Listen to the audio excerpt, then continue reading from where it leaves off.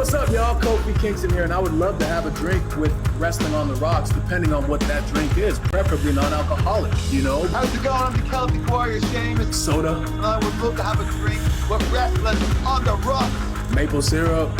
Fella.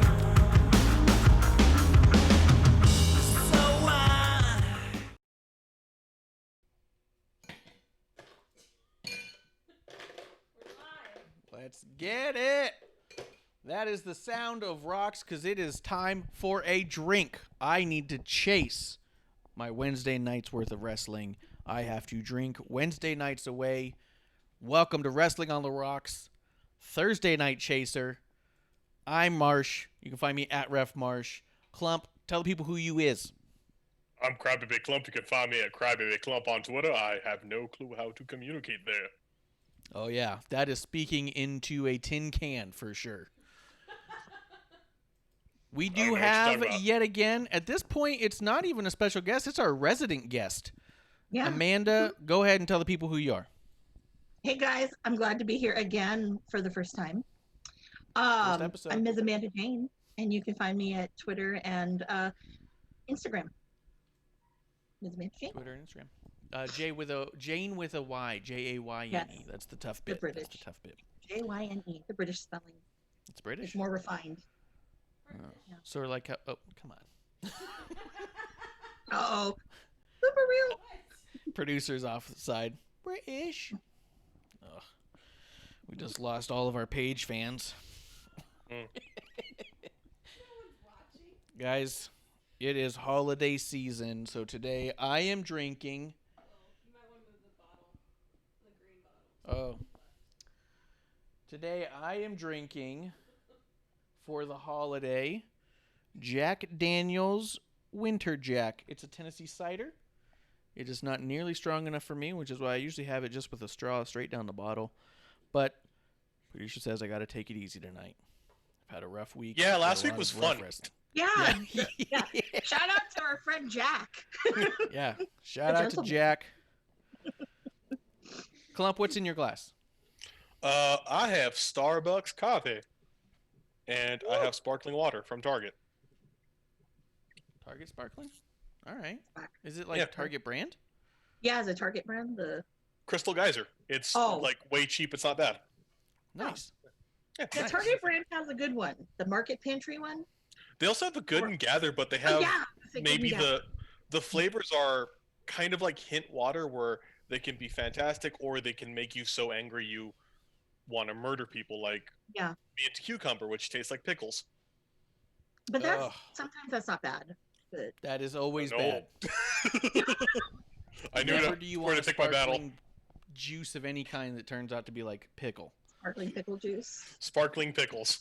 Yeah. Yeah. That's gonna be my wrestling name. The sparkling. Oh, that is a good one. Yeah, that's pretty good for you, Clump. I like that. I have appropriate green bling that I could bling any of your gear. So singlet, trunks, pants. We're gonna have Minoru Suzuki tights, and we're gonna green one area. Ooh. Yeah, that's a good idea. Ooh. That's a good idea right there. I like that. Clump, we're always glad to have you on. Always glad to have you drinking your non-alcoholic drinks because we do want to reiterate it's not all about what you drink. It's about who you're drinking with. So it's not all about getting drunk. Although for me, it is oftentimes about getting drunk. Amanda, what's in your glass? Well, I've got two today. Obviously, I have regular Coke and be careful with these holiday packs because the can quality is bad. This is like paper thin, and it was flat when I opened it up. Just so FYI. And then, of course, I did do my Sonic drink today. So today we have our lovely cherry slush, and we have filled it with a little bit of Malibu because that's all I have left right now. Malibu and we need to go to bed now. I don't miss that part of drinking where I would be out of things and I have to figure out what I'm gonna drink. Like I got a little bit of Sambuca and Bailey's. We're just gonna figure this out. It's a hard thing because I'm like, well, I don't want to. I've never mixed like those seltzer drinks like Truly or White Claw with a Sonic thing, and I don't think that would go very well. So I don't want to ruin my Sonic drink. This is fair point. I'll just go with whatever's left because the only other thing that I have I am not putting in here. So See, yeah, and I think it that's would the take part forever. that Clump never quite sorted out. The idea of running out of things and only having certain stuff to drink with anymore was really more of a dire straits of this is all I have left. Where with the others, with most, it's I have a little bit of this, that, and the other. What makes a good little cocktail, and what do I have as a mixer? Clump was just trying to finish off each bottle. Yeah, when you're an alcoholic, it kind of just becomes like, it is dire straits. I need this. This is what I have. I have Lambrusco it's not about the wine journey at and that Bud point. Light. Yeah. At that point, it's no longer about the journey; it's about the destination. Hey, I got somewhere to go. Mhm. Get it in. And I was holding off for any kind of Black Friday type, like as people go to like, your Walmarts, your Best Buys and whatever, and you're camping out. Me, I'm more practical. I want to know what's going on sale at Bevmo. What can I I get? thought you were gonna say you're saving up to go like get turned and have weapons at Walmart, like you can beat someone with a No, bottle. no. We don't need that. Save that for a deeply red state and people looking for a PS5. So here, gotcha. that's I got us. it. Yeah, That's us. yeah, but you guys, Yeah, we did a thing. We did a thing this year. yeah, but I don't think I ever see footage from Arizona with people going buck wild at a Target or a Walmart. It's always somewhere Florida or somewhere in the South. You missed the one then. There's the one that was floating around with a guy screaming in a Sprouts about a mask, and his kid goes to pick him up, and right when he lifts him, the dude farts as his son carries him out. Because he was like, I'm not wearing a mask. You look like you have doilies on your face. And this big dude, this lumbering Yeti type dude, comes walking over to him, and his son just goes like, Dad, don't pick this fight. I don't think you can win one.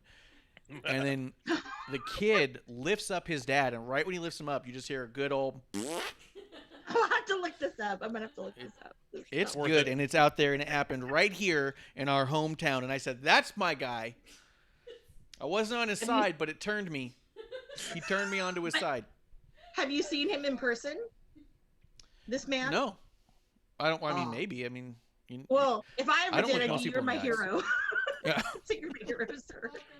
Give your kid a raise in his allowance if you do that sort of You got a good kid. Yeah. For anyone just tuning in, we are WrestlingOnTheRocks.com. You can find all of our links, all of our socials. Clump, I did a thing. Oh. I did a thing, and I'm going to unveil it right here, right now. Can you see me right now, Clump? Can you see the camera? I can. I just didn't know if we'd cut the video yet, because but sometimes I cut the video so Clump can't look at me. I don't like when he looks right at me. You know what I mean? So that's me uneasy. Really? Clump, I did a thing. I'm into belts. I got all these replica belts. That's why I've got this toy AEW child's belt here on the table. Uh-oh. But I'll tell you, it's been getting tough. It's been getting tough to figure out what show to be branding when, what storyline is the best, and then I realized the answer's been right in front of me the whole time. There is no story better than our story. The rumors we make up right here at Wrestling on the Rocks. That's why I got this. Please be in that brown belt. Oh my god. Oh damn. Oh. Check it out. Look at Champions that. of Holy Drinking. shit, dude. Wow. Oh, we're just gonna put that right over top of the AEW one. Yeah, I support that. Wow. There we Look go. at that. That is amazing, dude. Hell yeah. Thank you. Woohoo. Are they like, is it enameled on the ice cubes, or did they do like giant baguette ass diamonds? Oh no, that'd be cool if we got like Swarovski crystals on it. I could hook that up for you. I'm down. Oh, we'll find a way to bejewel this thing and get all crazy Oh, I with can do it. that for you. Oh, trust me. I have my box of bling over here. Is that angled right? Can people see that? If you're watching it live, twitch.tv/Wrestling on the Rocks, we are showing off our belt right now. I got a new Wrestling on the Rocks title belt. It is designed after the famed and elusive King of the Ring belt that King Mabel made for himself that they refused to let him put on TV. So it was a thing of legend for quite some time, but he started showing up at meet and greets with it, so you can find pictures of it out there. And we decided our logo is based off King of the Ring. We are the kings of this ring. I went ahead and made a belt out of it. Hell yeah. We did it. We did it, Gotta Clump. bling that bitch. That shit needs more crystals, dog. I mean, just a few. It's not like quite like TNT title where it looks like we just threw it out here. No, this is Dude, that is actually. amazing. You know who made this belt? Are either of you familiar with a show called Being the Elite? Yeah, I am. So Have you don't tell me this seen- came from Pakistan like Sammy Guevara's belt, did it? No, it actually came Oh. from the guy who made the original Being the Elite title. You know what other title he made? One Marty Scurll Villain Enterprises title. That guy. This Damn. is the Not like guy I who know did that those guy, but I- titles. Is he also the same one that did the Super Kick Party ones? You know, I don't know. I know I saw him show a picture of it, so it's possible. But I know he liked the Being the Elite one more, so it's also possible that he was showing it to show what he prefers versus showing his growth. It's hard to say, but he is. You can find him on Instagram. JB Toys 1 on Instagram, I think, is the best way to get a hold of him, so far as I can tell. And you can go ahead and figure out your own way to get your own championship belt. We earned ours. I'll defend it every day of the week. Well, 2 days a week. Damn. 2 days a week for a couple of hours. I'm going to drink myself under the table with this belt on. Dude, how long do you think till I take that Shawn Michaels photo? You know the best part? There's no way producer knows what photo I'm talking about. I mean, I'll be honest with you. You gave me the AEW belt, and that didn't fit me, and I did it that same night. Yes! I was like, this is happening today. Then I brought it felt back like- over to your place. Yeah. You just like kick the door in. Babe, I got to go straight to the bedroom. I need some photos. Yeah. I mean, I wasn't wearing it on because I'm a big and. Well, you just drape it. Just drape it. It's all good. Yeah. I mean, it'll go around one leg and things. Oh, yeah. It'll fit enough. You know? Boom. That's kind of the mantra of our show, guys. It'll fit enough. Or at least you didn't put it on and it fell off. Talk Yeah, about a that's why they small don't call it a belt. package. Yeah. Boom. Boom. All right, guys. That was the big reveal. It was a very visual thing. Anyone who's listening to the podcast right now is... I mean, just find me on Twitter at RefMarsh, WOTR the show. We're going to tweet out some pictures of it right after we're done recording this. So if you're watching live, it's there live right in front of you. If you're listening on podcast, it's up by now. So check it out. It is a good day to drink. Mm-hmm. So let's see. There's only two things. Oh wait, no. There's a couple things. Clump, we were gonna have you look it up. What was the news with WWE changing their locale? Everywhere I've looked, it still says Amway Center. Yeah, no. They just made the announcement today that they're gonna be moving to the where the Tampa Bay Bucks play, right? Where they were gonna do, or was it the basketball place? Team, I don't know. The Whatever. baseball team. It was the baseball field they're moving to. So they made the announcement. I didn't see anything in the announcement about fans being allowed in or not. I don't know what that's going to look like or how it's going to spell out, but I believe by this weekend they're going to be in there. So I don't know what it's going to look like, if they're just going to do the Thunderdome in a different area, and we wouldn't have known otherwise if they didn't tell us. That's mind way it? harder to look up. Yeah. Bleacher Report. They are going to Tropicana Field in St. Petersburg, Florida. Okay. Is there anything in there And about... Yeah. it'll be from Friday on. Yeah, I do remember hearing the rumors, and like we talked about previously, we're not big fans of talking about other people's rumors. We like to make up our own. But there were rumors that they had a small contract with the Amway Center where they've been doing all the shows, and that it was going to end, I think, like a month or two after they got it, and then got like another month or two extension. Sounds like if that's true, it could be possible because they were building something over there, right? Hell yeah. So who knows? We'll see what it looks like. But I'm excited now for Survivor Series. There's a couple matches on there that I think will be all right, but I'm actually really excited to see what it's going to look like. Like, did they get a better version of Thunderdome, or is it going to look basically identical and just go, oh, you could have kept that a secret and I wouldn't have known? You know? Because you could probably build that in a baseball stadium, I imagine. It just looks like Thunderdome but bigger. You're like, wait, did you like just put black Yeah. like curtains Yeah. back? Yeah. Did you put up a background with more distance? What the fuck? Or maybe they're building a big stage because they missed that. Who knows? Yeah, that'd be Maybe a bigger ring. Maybe they're making the ring like 10 times the size, and we're gonna work on cardio because cool. we've Every missed show those is Royal. War Games. Yeah, we've missed those Royal Rumble or like WrestleMania entrances where you have to run for a bit to get to the ring. Oh. Yeah. Found news on that. Wait a minute. So Okay. is Takeover then going to be also at Tropicana Field? Moving from Amway. Hold on one second. Producer found some stuff on it. They're moving from Amway. Seems to come about due to NBA season beginning next month and the possibility of Orlando Magic needing the facility for any reason. That's from Fox Sports. Okay. WWE. Okay, so Fox Sports and WWE says the reason they're moving out of Amway is because the basketball season is going to kick back up again, and they're probably going to use the Amway Center. Yep. But yeah, I don't know.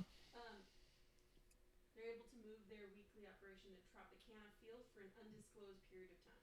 So Yeah, so no one knows how long. That's what cool. They're reporting. No, that's cool. That's cool. But I'm all right with that. What were you saying? But does the Orlando Magic really need it? When have they ever done anything of positive note on their basketball field? I'll call it a field. Yeah, there's a documentary about Shaq and Penny Hardaway, which is really good on ESPN. Oh yeah, I checked all out. the championships that Shaq won in Orlando or in LA. Yeah, all of it for Magic. Amanda, did you have something else you were going to say about that? Well, no, I was just wondering if NXT is going to be the Takeover is going to be there too. I'm assuming probably. I don't know because NXT has been staying up in the CWC this whole time, even with their Takeover 30. So I think that'd be really curious. I think it'd be cool to see them do something because Takeover was always traditionally we're taking over. It was them doing a big thing on the bigger stage. And I want kinda to see miss them Shotzi doing come it. out in a full-size tank. That make Candace shit her pants. That'd be Yeah, awesome. that'd be pretty good. That would Not like yeah. yeah, M1 I Abrams think so. just like, oh fuck. yeah. Let's see. The other news we had that's very small but leads into the show, but we're going to break up right between there. Matt Sydal signed with AEW officially. Nice. Yeah, I thought that was good news. I like him. He had that rough little entrance that a lot of people were startled about, but I thought he got his footing back pretty well, and he was back in the ring. Was it this past week against Brian Cage, right? The Yes. week before? But Cage, yes. yeah, I think he looks good. He looks great, so it's really nice to see him. And he used to be in WWE, was he not? Yeah. He Evan was in Bourne. NXT for a while. Oh, Yeah. So I don't know. Yeah. That could be good for the locker But his room too, hippie just ways because. Yeah. got him fired. And remember, he was also with New Japan, and he was in a weird Japanese jail for about a month. That's Yeah, rough. it was the Sounds terrible. nice little weed. Our weed smoking friend. But yeah, I mean, so let that be a lesson to you. You're gonna go to Wrestle Kingdom. Don't do it. Don't do bring it. Leave it at Don't home. Do it. Don't do it. I just like when people who've been through those kinds of training programs are able to contract and be around some of these younger talent that they're picking up because they are picking up talent who are not thoroughly trained by much. So I feel like that they've got a lot to learn from someone like a Matt Sydal. So I think it's pretty cool he's going to be in that locker room. Oh yeah.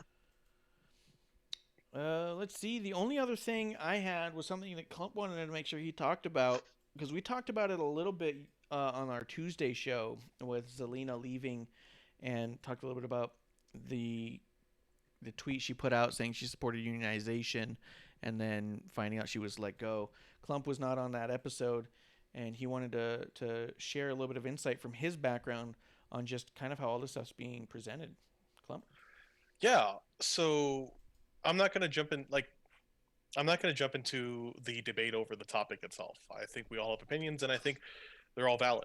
What I'm going to go into more is the coverage, and I'm frustrated by. I didn't like what I heard because it felt like several people who, very much like us, don't have a heck of a lot of experience, like there's some views, but maybe what we need is a voice outside of wrestling, and somebody who works in, or who is an economist, or who works in labor relations. We keep saying I'm not a labor relations or a labor lawyer. Cool, you have means. Let's see if you can interview one. And the reason I say that is because of what Bischoff said on Conrad on 83 Weeks. And you and I talked about this. It does pertain to Lena Vega, but they didn't go into talking about streaming rights. They went mostly into talking about open bookings and such like that. Well, when you look up on various things Eric Bischoff's name, you will find articles that really go into and kind of connect these either through photos or through talking about WWE superstars' frustrations. And they then essentially, the article I'm looking at for 411 Mania, then for about 600 words, just quotes what they said. Yeah. And, my background is journalism. That's what I went to school for. And I focused a lot on ethics. And what I struggle with and what I'm frustrated with in this way we get information regarding what we love is a lot of it's shit. And we're citing as our sources our public figures, and in many ways what I would say our journalists for covering wrestling are the people who do podcasts. So Conrad, Bischoff, Arn, Bruce, these guys, yes, they're considered our sources. And when it comes down to it, because wrestling is such a unique hidden industry, it should really be treated like stories from a campfire, but it's treated like gospel by a lot of these publications. And we find out a lot of times they're wrong. And then further, as this happens, as we get this spread of information, it just connects incorrectly. With what's going on right now, in my view, it is an incredibly important moment in wrestling. And it's a really interesting conversation to have.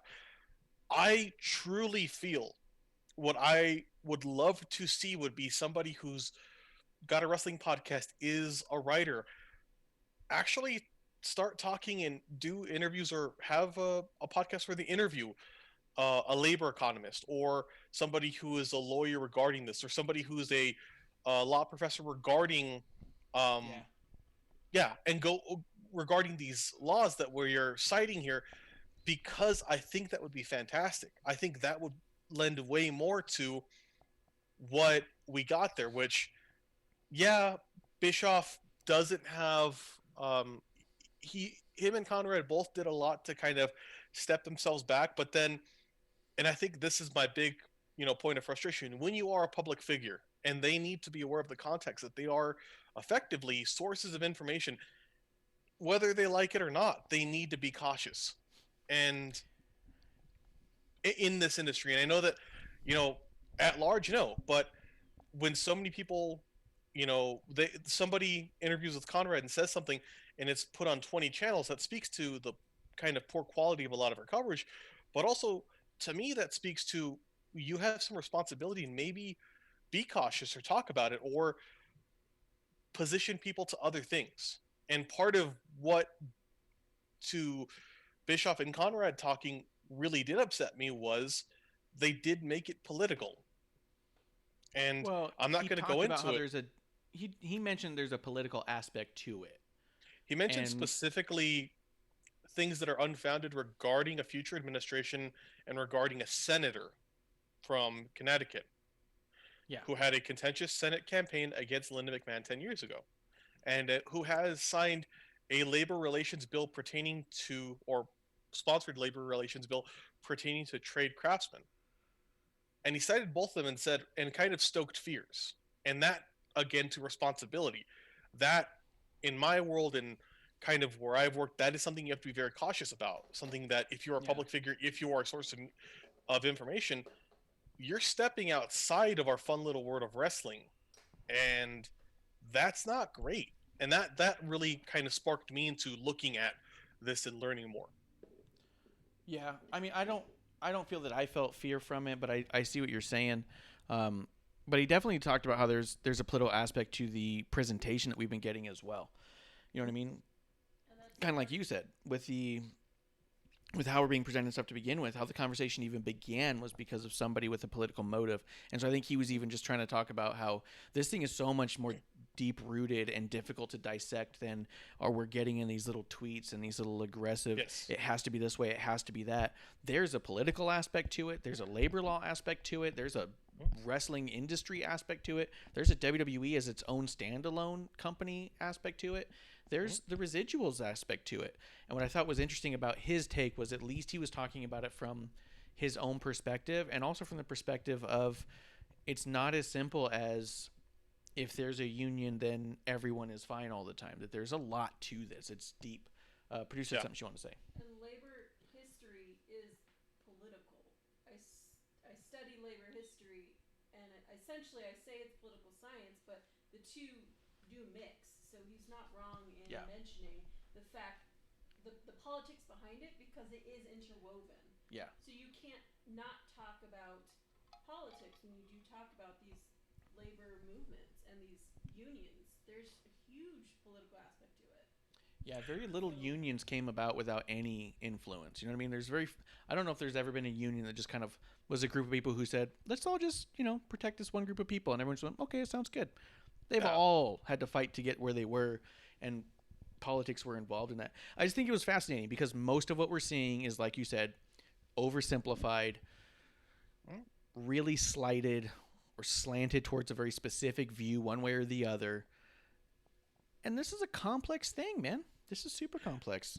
Well, and to your point, like and I agree with producer. I don't have, that was not what I studied, but I know from history that the creation of unions resulted from, politics, from political action, from laws.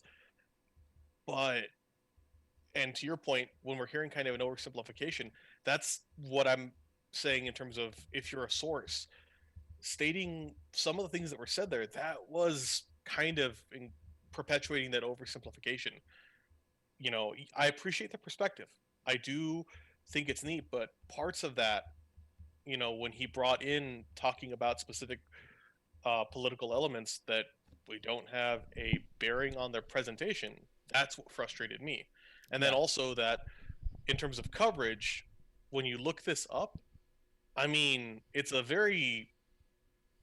it's citing that section, and it's not saying this is what they believe. It's kind of like it's doing that dirt sheet thing of this is news, and that's not the case.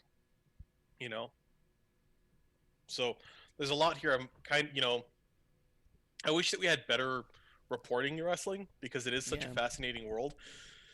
Maybe we need some people who, I don't know if it has the interest behind it, but some people who are willing to step outside of this, and that would be interesting to me. And I understood Conrad's intent with talking to Eric Bischoff about it, because 83 Weeks does tend to be, more often than not, less of a booking wrestling podcast and more of the business of wrestling podcast. When you really listen to the episodes, it's a lot of, this is what my sales were like, this is why I made this decision, this is where we were trying to get to from a business line.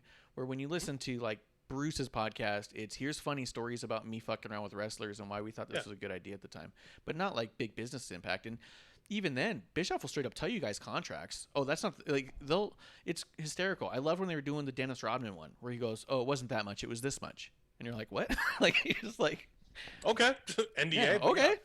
Yeah, like okay, but I think I understood that concept, but I agree with you. We should have somebody who's a little more involved in that. That would be for people who are truly actually interested in the topic and what's actually going to be best for all parties. Because at the end of the day, it's got to be beneficial to both parties, or it's not going to happen the way that you think it will. That it would be nice to hear somebody a little less partisan about it going in there. If we could remove. And even just have it out there so people like you and I are fascinated by the topic, but also very much know that we're no employment lawyers and we're not here to sway someone's view on something, but just to say, I implore you to have better thought out articles out there. Go ahead, Clump. Well, no, and it is a truly fascinating industry to cover. Like you sent me a really well written opening to. I'm assuming it was a textbook on labor relations. it was it was fantastic, and in looking and learning about this and trying to find out more information, wrestling's a really fucking fascinating thing to cover economically, financially, as a creative element, and I think it deserves better because Yeah. if you got into it, you may not care about what's in the ring, but if you're talking to people about some of the aspects of this, yeah, it's fascinating. And also with this, I think, what frustrates me is I think this has the ability to bring a level of attention to this industry that could be good or bad. This could be something that this could become something, if it grows, that could be national news or international news, that could totally change it. And it would be really neat to see that level of coverage come from within, and rather than us just kind of quote people as they talk on their podcasts, or and expect that to be valid. This is they will portray themselves as an entertainment podcast, and we should cite them as such That's true. rather than as news. Producer, something you want to say? Oh, just that was a peer-reviewed article that I found in my library when I was finishing my degree. The one Cool. that I showed the one Clump? that I Yeah. sent, Yeah. I sent it over to you because I thought you'd be fascinated by it So too. that's I a loved it. scholarly article. So Yeah. that's why it wasn't from a textbook, but this is what I studied. Like, this is how I would find information. Scholarly, peer-reviewed articles by professors and lawyers, and Yeah. It was while she still had the access to all the college libraries and stuff. So it was really cool. And when she came here, she used to look up all sorts of WWE stuff for me to be like, hey, there's a whole other side of this world. People study WWE. Did you realize? And I'm like, what? Yeah, in business, they study that place. And I'm like, okay, well, let's hear about it. That'd be cool. And Yeah. by no means do I think that makes me an expert. So I don't come out here and be like, this is the real deal. I don't fucking know. I watch and I cheer when I'm supposed to. Except when it's Drew, I boo every time. I don't care what Well, you and guys say in the Thunderdome. I sent you that article about Robert Nozick's argument on Wilt Chamberlain, and I think that absolutely applies to WWE. It's the idea that, with regard to pay, with regard to structuring, as an independent contractor, is it unfair for somebody to be paid more than others based on what they bring in? And I'm like, they use the analogy of Wilt Chamberlain getting a portion of every seat sold, and I'm thinking, no, that's Stone Cold, that's The Rock, Yeah. that's Brock Lesnar, That's Hogan. exactly. And I think it makes more sense here, and I think it's more interesting as things change to see these kind of changes in how it's done. It connects there to me. Yeah. I agree. That was my I thing. agree. Amanda, you're still with us?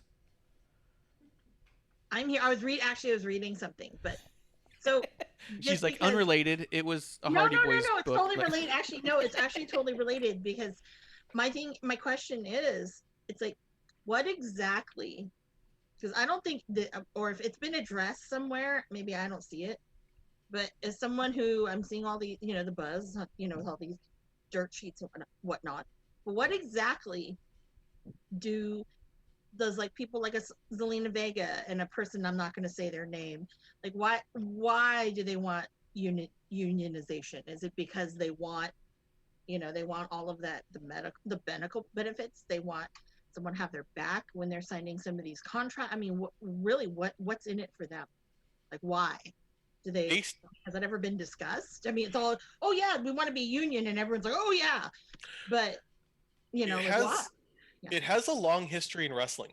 There has been Jesse Ventura and Bischoff mentioned this, and it's been written before. Is very he pushed for unionization, and it does pertain to things you mentioned a lot: pensions, healthcare, off time pay, other benefits, things like FMLA, that are, or the idea of simply collective bargaining. If you're an independent contractor, you don't have the ability to have collective bargaining rights. So being an employee would be then the ability to form a union and utilize that leverage.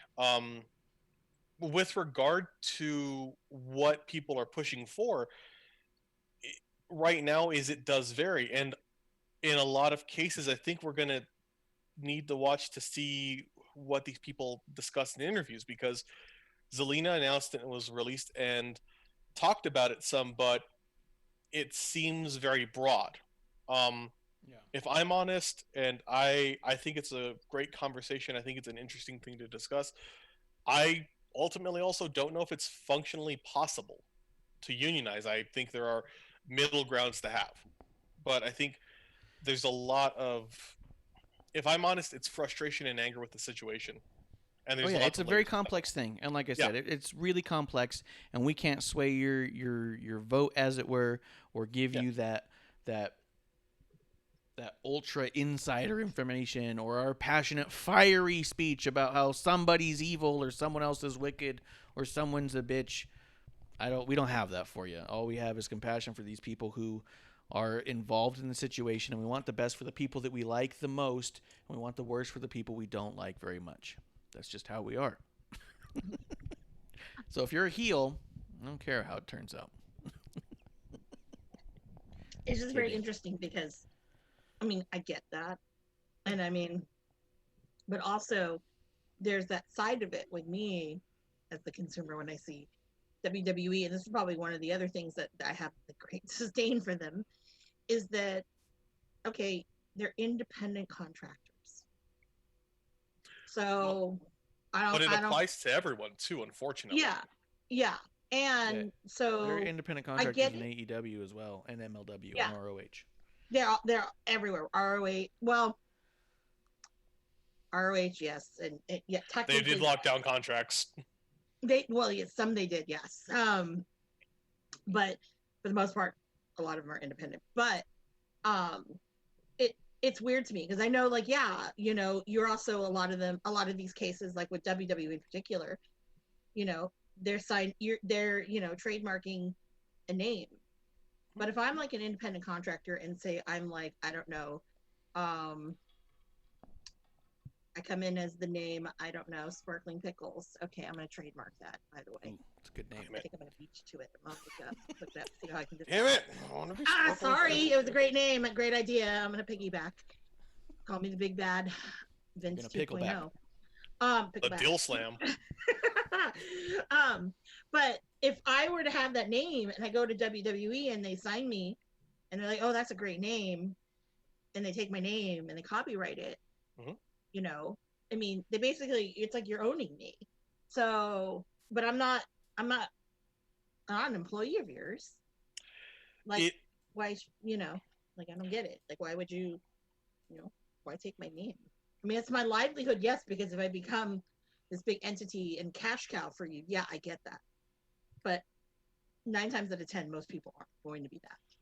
Well, I think what it is too, and it really truly does vary. But as best as I can estimate it, thinking of it in a business aspect, you don't know when you sign someone what they'll become, and it makes it one functionally easier because then there's less to negotiate when you do that.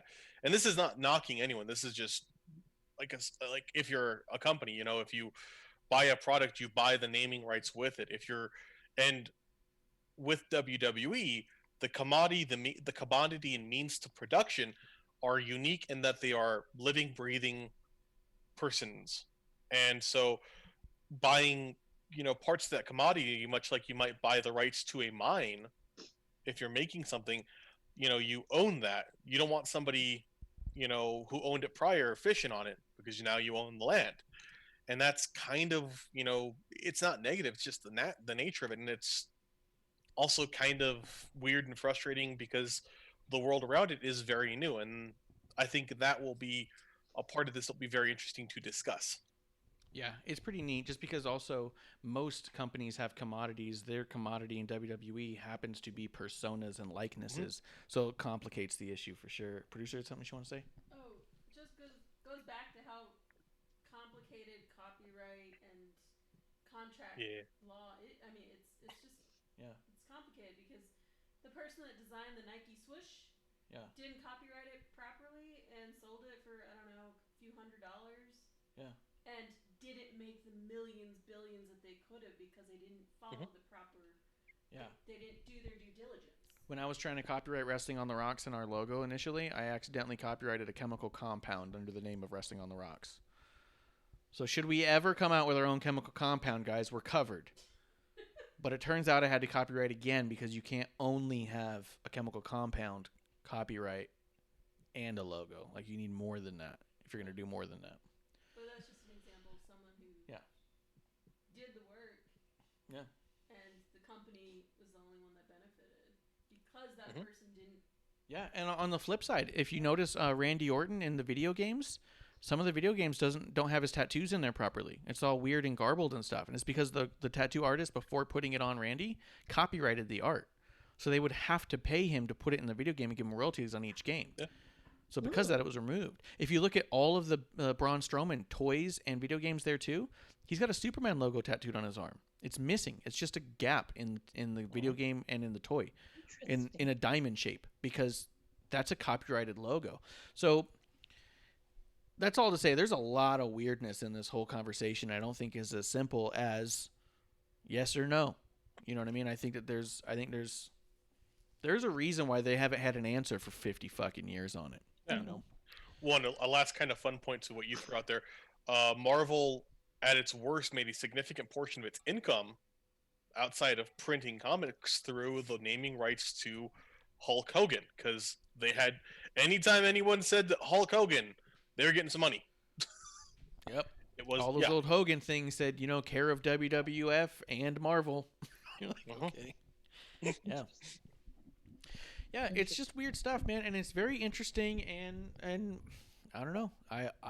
I'm here because I'm curious about it, but I'm not here to take a stand and yell and. Yeah, I mean, I don't mind going viral, but I like to go viral for a good solid fart or something. You know what I mean? Eating 4 4x4s with fries. Yes. We'll have an In-N-Out eating contest, followed up by the most viral. It's gonna go in and out. It goes in and out as advertised. I gotta be there for that. Oh my gosh. Oh man. Sponsored by Pepto-Bismol. Yeah. Amanda's all like, I won't be available for whatever date that happens to be. No, I'm curious to see. Like, I'm probably gonna be the one at the site. I'm taking bets. Okay, I'm the bookie. Yep. What's great is shows up with a green visor. Yeah, like I'm like, hold on, gotta be slow. It's Asian math over here. Oh my god. Yeah, no. I think and a nose plug. I was gonna say, oh yeah, and there is actually, I think in this whole wrestling thing, there is one thing that's a clear yes and no, and no, just because people have a blog or a podcast that maybe 5 people listen to does not make you a journalist. That's a no. I resent I wish we had 5 people. Yeah. First off, I am a journalist, and I'm a journalist because I said so and because I make shit up. That's what makes me a wrestling journalist, is I don't know anything. Wrestling with the Rocks technically is journalism because you have someone that's a journalist. They studied that. So yes, it's legit. Not like, Mary Sue in, I don't know, like Poughkeepsie is like, oh my God, I love John Moxley. Let me, talk about John Moxley and how cute he is and how angry I am that his wife is having a baby or things like. I saw that. And today. I'm not having his child. I saw that today and I'm like, y'all need to stop. I need to mute that name so I don't have to see that. As Marsh said, I'm a journalist and I make shit up. I just wanted to pull out my fucking degree and be like, this cost $60,000. Shut up. Yeah. This is the only time I get to do this. You don't make stuff up. I make stuff up. Yeah, don't call yourself a journalist, asshole. Yes, I call myself a wrestling journalist because I don't have a degree. That's why you can't be a wrestling journalist. You're too legitimate. And to be honest with you, I'm very disappointed that the thing that legitimized our program here was Clump. Yeah. I am that person and I'm upset. Sorry. I thought wearing a ref shirt would legitimize us. It does. It's classy. So funny. I should wear a suit. Oh, dude, if you started wearing a suit, and then we'll get you a Reno Wrestling on the Rocks neck tattoo. No, don't do that. No, because we'll have to brand you. What? No. I want on the back of my neck, but I'm not getting a huge honker on the side. But no. No, can't do. I'll do the logo on my ass. I'm cool with that. If Ooh, you guys me too. split, I'm yeah. actually cool with that as well. The wrists, yeah.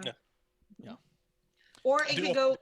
You can embed it when I do my official wrestling tattoo, which I keep saying I'm gonna start it, but Mhm. I have to rethink some of it. Yeah. Yes, I'm Go back doing to training. Sanrio characters as Oh, I different got you. wrestlers as different Sanrio characters. There's a couple that are already set in stone of who they're going to be. That'd like, be fun. The little twin penguin's stars are- obviously going to be Marty. Now, I don't No, want us to get no, too far no. away. No, it's not actually. No. It's got to be. That's Maru is Joey Janela. They're both of them You've messed up. bad. He should have been the frog. No. Mm-mm. No. What? No. No. you're No. messing No. up. I You're want messing to up. see I'll help Hello you. Kitty in the Plague Doctor mask with the bow. That's why. Are you going to Marty- do the twins as the librarians? No, the twins are the Young Bucks, the little twin Oh, stars. that's hysterical. That's That right. doing the pose, because a lot of times That you makes see them sense. in poses like that. So that's why I had to do. That makes that's sense. the- Guys, I do want us to get to the programs. I want to know how you know so much about fucking Sanrio. Oh, that's my shit. No, him. Oh, yeah. How do you know? Yeah, wait a minute. Oh, You and me, I can get. Yeah, yeah, you get me. Harsh. I have a Marsh, pass. yeah, that's I've got a pass for sure. Guys, AEW, I like that the articles always say like the results, because I don't like to make too many notes while I watch. I like to just watch and enjoy and stuff. It always says winners, news, and notes, and I'm always like, who really won? well, depends on the match. Yo. JR was hysterical this week. JR had me on the floor. There was a few times, the things he gets petty about, I am so behind. Right before this Thunder Rosa Serena Deeb match, he goes, well, turns out we're actually going to have some wrestling on tonight. Oh, that got me. Yeah. And I was like, dude, after the Young Bucks were on, you said that. That's so good. He said that when Tony Schiavone was trying to pitch heels as a thing. He's like, oh, if you're a woman and you like to watch wrestling and you want a good club to be a part of, AEW heels. And JR's just like, what do they do, bake sales? God damn it. I go, oh my god. Whoa. Jerem, I'm gonna let the Oriental thing that you did, months ago. I might let that slide because you've got some really good salty shit you've been saying lately, and it is great. It is so funny when he does, and as soon as that happened too, I was all like, "Oh, open up Twitter! Someone check Twitter! They're gonna freak out over this one." Yeah. How long is JR's contract forward? Are they starting to kind of have conversations with him like, okay, boss? Yeah. Hey, we get it's not all your thing, but when it's not your thing, slay out, man. Well, you need a good heel on commentary, and if it's gonna be JR being salty, then god damn it, that's the kind of heel I want on commentary. I want someone salty. That's the best. Yeah. Yeah, that was no complaints. I can't remember. There was one more thing he said that I was just like, oh, I know what it was. He said it when Eddie Kingston was on commentary. Oh. He said, Kingston, when you come on the commentary, you're a bright light during a dark cloud. And I was all like, ooh, it's got a sting for the other people on commentary. I thought Eddie was going to lose it. Oh, yeah. No. Eddie was, oh my God, I love it. Yeah. Yeah, he was cracking something me. with Taz, too, during that match. I think he had said something to Taz. I know he made a comment about, it was like I Dream of Jeannie or something, and Taz told him not to date himself. I remember that. Yeah. Yeah. I don't remember why he said something about I Dream of Jeannie. And I'm like, Oh, yeah. It was something like that. It was, yeah. I'm But like, he was just cracking me up. Because sometimes, you know what, for me, I'm watching this stuff and I realize we're watching Saturday Night Live Dynamite edition. Wednesday Night Live. Yeah. Live from Jacksonville. It's Wednesday night. I think JR was the he basically was the Chappelle. Yeah. Oh yeah. Yeah. But it's nice to hear a little bit of somebody there just saying like, look, if you're not alone in thinking some of this stuff is goofy and silly. But that doesn't mean you can't also hang out and enjoy it. You know what I mean? Yeah. And so when I hear JR say stuff like that, I'm like, well, at least JR is like saying like, it's all right, buddy, just have a drink and let's keep watching. That's what it feels like to me. Where with some of these guys, like Excalibur takes himself so seriously, it's weird because he's the dude wearing a costume. Yeah, but when he's commentating, I'm all like, oh, shut up, and I'll just turn off commentary. You know what I mean? But like, thing. That's what he's known for. It's but not. Again, as a matter you also of got fact. to remember, he came from PWG, where usually like 10 out of 10, it was rare when he had someone. It was usually a wrestler who would join him, doing very rarely, doing a match with him. So it was all him doing everything. So you have the overachiever there. And then Shivani, sometimes I'm like, he's just the thing is, if the biggest thing you've ever done is PWG, then you're not known for anything. You can take your mask off and go be a commentator for AEW, and your initial 1.9 million viewers, only 30,000 of them will have said, oh, isn't that the guy from PWG? The rest of them will say, then, I don't know who this commentator is, but he really knows his stuff. Yeah. But even then, remember that the common AEW viewer, I mean, they probably never knew what PWG was. Yeah. No. Because, two people who love to say they're AEW's #1 fan, I can pretty guarantee they did not know what PWG is. And they probably think that PWG, and if they did their homework, they probably think, oh, it's like you don't know, unless you've actually you knew what it was before, or you even been there, because even going is different than watching one of the DVDs or something on High Spots. It's completely different. And same with Clump, are you still with change. us? He went away. 2 Did we minutes. lose Clump altogether? No, he said he'll be right back in 2 minutes. Oh, he did. Yeah, and he sent me a message. I see it now. I have to sprint off cover for a few minutes, so we're good. We'll get him back when he comes back. Yeah, PWG. Yeah, people see Reseda and they're like, and then they see the globe and they're like, whoa, like no, like if you've never have experienced Reseda yourself, there's a lot of people I know who never had gone to Reseda, but they went to the globe. They're like, oh my god, this is amazing, and I'm like, dude, imagine when you're in the sweat box of a small American Legion. Oh yeah. Yeah. No, I had a friend who was hanging out with me when I was doing all the StarCast stuff, who was a big PWG guy, and he was telling me a lot of that stuff happened like next to a Toy Con kind of a deal. Mm-hmm. The beginning match, the opening match, the Young Bucks versus Top Flight. Going into this match, from just like a announcement from last week, I didn't know who Top Flight was or why I should give a crap or care at all. So I really was going into it saying, oh, here's these guys who are going to come in and put over the Young Bucks, and I'm supposed to care it. I don't know why. And then AEW did a special thing that they have lacked doing in the past, and I'm hoping it's a sign that they're switching that around. They actually put together a really nice video package for this tag team to make me care, and I thought they did a really good job of making me feel like, okay, I know why they're here now. Where before I didn't know why they would be there. I did think it was, I mean, it's a little silly and hokey to be like, I just tweeted at the Young Bucks and hoped they'd give us a chance, and then they did. And then you show a Young Buck tweet that says, we got our talent guy reaching out to you. I'm like, you could have kept that one still to yourself, I think. You could have also told a story where you were undeniable in just who you guys were and the presence you were making, that AEW didn't have a choice but to reach out to you. But they told a story where it's all like, well, we just been wrestling and we thought we would tweet the Young Bucks because they seem to be giving everyone else a shot. And you're like, come on. That part I could have done without. But but knowing who these guys were and why we should care, that I like, because we haven't seen anything kind of like that since probably, I'd say, Ricky Starks had his match against Cody when he did his little promo.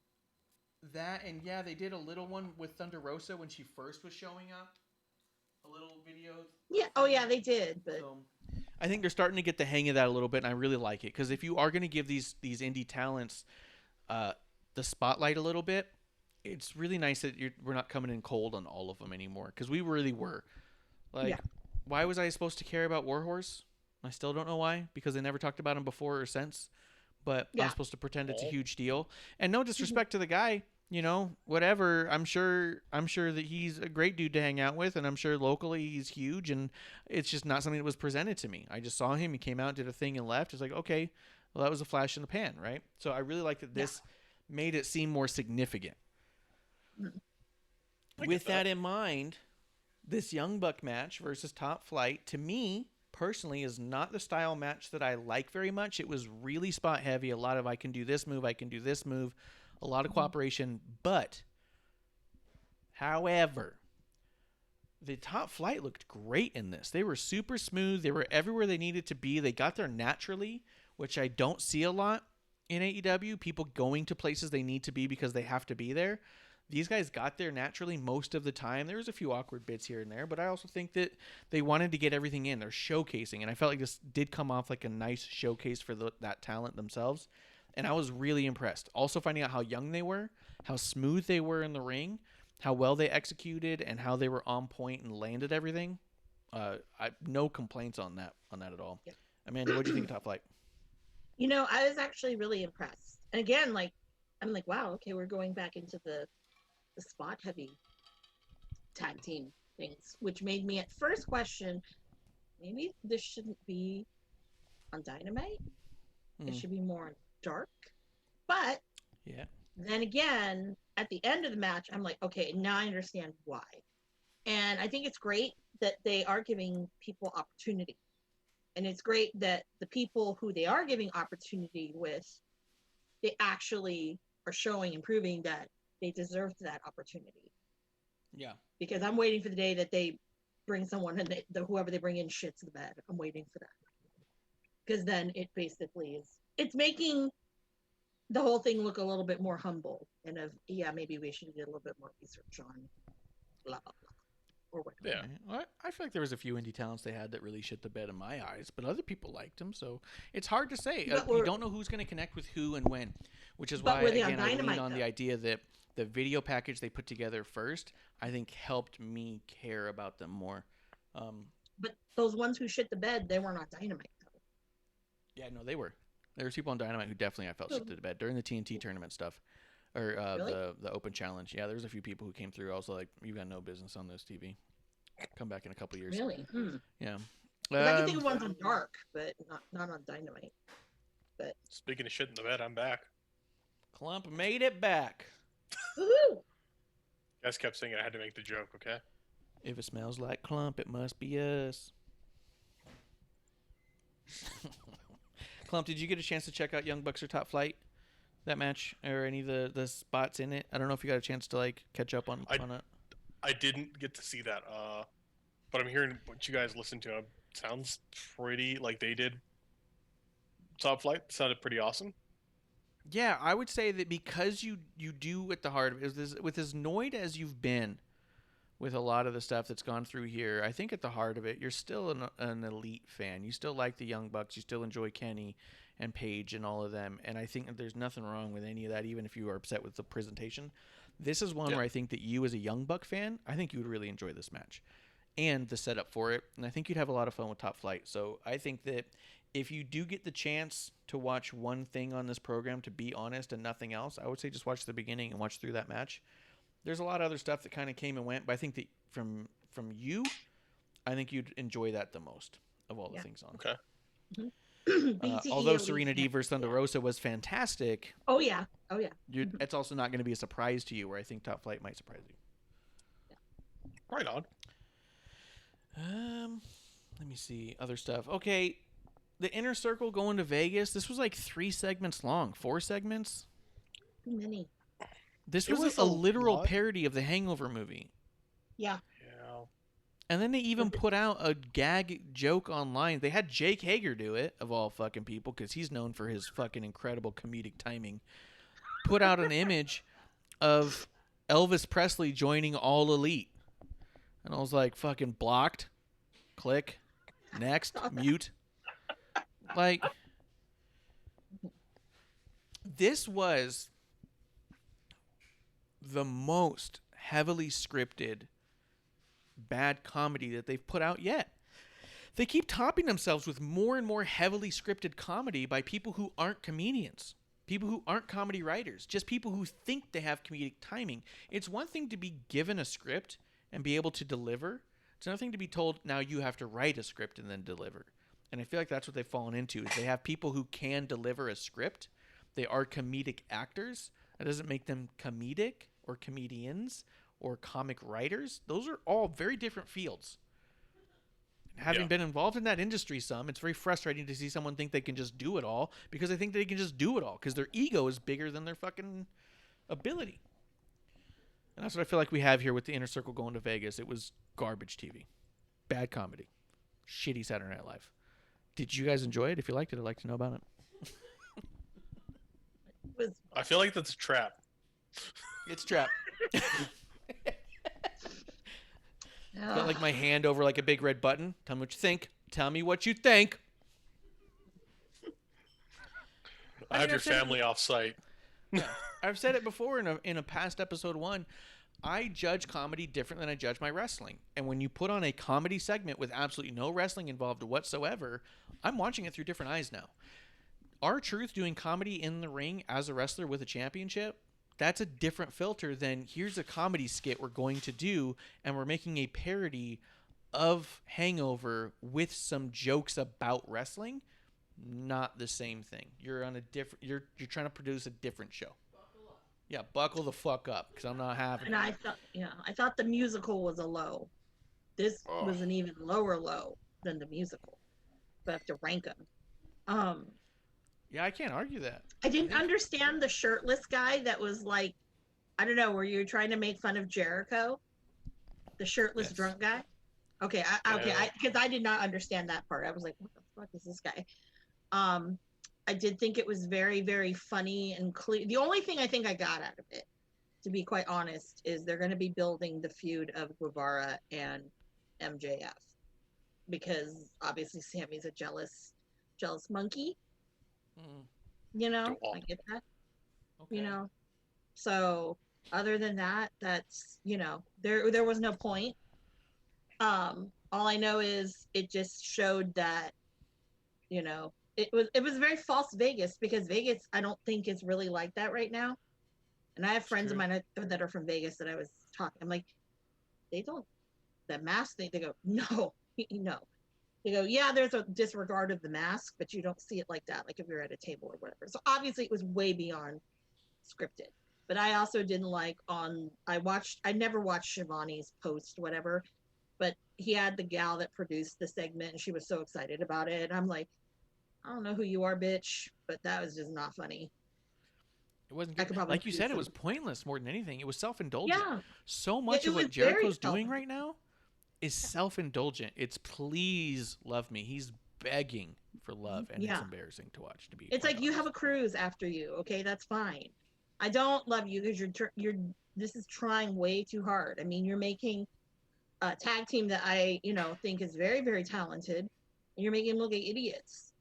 Yeah. LAX, and I don't care what you do with Sammy, whatever. Jake Hager is like, dude, that dude is not a funny dude at all. The guy's like pretty dry. That's putting it politely. Well, I mean, hell, like I have a great memory of Jake Hager. It was his birthday and he did a Comic-Con out here in Lodi, middle of nowhere. Okay, who was the headliner of this Comic-Con? Well, Marty was at the table next to him, and I felt so bad. I'm like, dude, I'm sorry, and you probably just want to be fucking high and at home. I get it. It's cool. He goes, no, I'm enjoying myself. I go, I'm like, and here I am in Marty Scroll cosplay too. I'm like telling him this shit. I'm like, dude. But yeah, no. What's funny too is you even mentioned the cruise, but that's a boat that he rents and names after himself and begs people to come party with him. So even that's but he doesn't party with anybody. He doesn't. I went on the first one. Okay, the one who partied on that first one. Clearly, obviously, because that was his old moniker, but the guy also had the most matches. He did. I think he wrestled 10 times. No one else came near that. So, but the cruise was very interesting. I did not go on the last one. Would I go on this next one? Yeah. I was also promised that someone would take me as their +1. So they better fulfill that. I have that in writing. I have receipts. So if you're listening, you told me. But no, but seriously, like it's weird. Yeah, it's like you said, it was pointless. It's self-indulgent, and it might be leading towards more Sammy and MJF stuff, but it really, to me, was so heavily scripted. It was hard to see. Oh yeah. Clint, that was awkward too. The Warlord and Hager stuff when they're punching people. That was and the weird. Jericho MJF stuff at the bar. Clint, did you see any of the clips from it or no? I saw a few of the clips of it. I mean, Did you you get a guys are chuckle right. at Does it least? seem? No. No. It was. It's a weird juxtaposition. You have two people who so aggressively overact and two people who are so aggressively awkward that it's really hard. And then you have Sammy. Well, I'll say three people that way aggressively overact because I think Sammy just goes way too much. But then you have LA or Santana Ortiz kind of in the middle, like, what the fuck are we doing? You have Wardlow and Hager who they look like they just woke up and were told, hey, you're doing this. And I'm like, wait, what? Yeah. And why? Yeah, meanwhile, Chris Jericho, Sammy, and MJF are just going way too hard. And it feels weird. And then I agree as well, as in terms of the culture of Vegas with everything going on, I don't know. I feel like it's kind of inappropriate given everything that's going on there. To be kind of making so light of things or kind of be so flippant with regard to what's happening. Like, I get that you want to do this big Vegas thing, but then I don't know. Like, it felt way. It feels like both like that they're deliberately unaware to be silly, but also unaware of shit that, like, their kid's not doing homework. Yeah. Yeah. Did Amanda message? Did you see the message in that chat? Some connection issues. That's what she said. So she's gonna flip out. Here, cool. I'm here. Just video issue. Oh, it's all good. It's all good. Can you not see the chat boxes because it's on the screen or what? No, I must have it hidden. It's just over there hidden. Yeah. Okay, we'll have to sort that out later. Yeah, I agree with that. I agree. The sorry, producer's just dropping people left and right, and she's like, "What's happening?" And I'm like, "Oh, hold on." I even think the funny thing about Sammy is I know that you came in really high on Sammy when he first showed up, Clump, and I know that there's been a lot of weirdness here and there as it went. I think Sammy would be outstanding if he weren't tethered to the likes of Jericho, who Jericho clearly needs to be reined in a little, and I feel like if Sammy was given a little bit clearer direction and was reined in just a smidge, I feel like he would be huge. I feel like he'd be great. I feel like he would perform on a whole nother level, but all he's doing is going off the rails. Like, I agree with that. You know? No, I agree with that. I think he's he's got so much talent, so much energy, so much ability. I think he could be something amazing. However, I feel that he's kind of perpetually he's you're right, he's the perfect example of somebody who has it all in the world, but you need to reel him in. Who is the heart that we heard about that was signed so young? And Teddy. Yes. Yeah. All the talent in the world and everything's behind you, but we need to calm you down. We need to control you. You need to let us control you a little bit so you can learn, because you'll get there, but you're not going to get there if you do this. Yeah, you can either spiral out of control, or we can turn you into a fucking weapon of mass destruction, you know. I feel like Sammy's that way, and I know that Amanda doesn't like him. I know I'm not much of a fan of what he's been doing. I know you've been pretty disappointed in him, but I do think that all those factors are there within him, and I feel like he's the one who's suffering the most out of this. MJF, I think, is devaluing himself every time he's on the screen with Jericho because he's falling into the thing with Jericho. But I also feel that he's not like too far gone, and he's got enough in the business that he's really young and new. I feel like he could write that. I feel like Sammy's going to get lost in it, and I feel like that's just going to be it. I feel the worst for Sammy on it. I'll be nice about Sammy right now. And I'll say with Sammy, there is an immaturity that it's obvious he's very outspoken about, you know, his CTE issues and things like that, which with him being very young, it's like, well, maybe you need to really evaluate your style and change it. So I'm thinking with him, it's kind of like, well, he is young and there is that immaturity and he's going to get pegged with it. So I think that's his problem. Even if he wasn't with Jericho, same thing. He's still going to have that same issue. Yeah. And it's like, how do you curb that? Do you do you put him in a tag team with someone who basically is kind of, you know, to help him really kind of develop into something else? Because him and his program with Matt Hardy, it's like, dude, you guys are doing all these spots and whatnot, and it's clear that, you know, you got injured and, you know, got injured in the Elite Deletion. And, you know, and it's a common thing that, you know, you're getting injured quite a bit. So that's where, like with him, those kinds of things I think are hurting him more so than Jericho would or whatever, because they're still going to book him the same way. Yeah, but that's what I mean, is I think him being put with Jericho didn't help that immaturity level, because Jericho's is incredibly immature so far as I can tell. Yeah.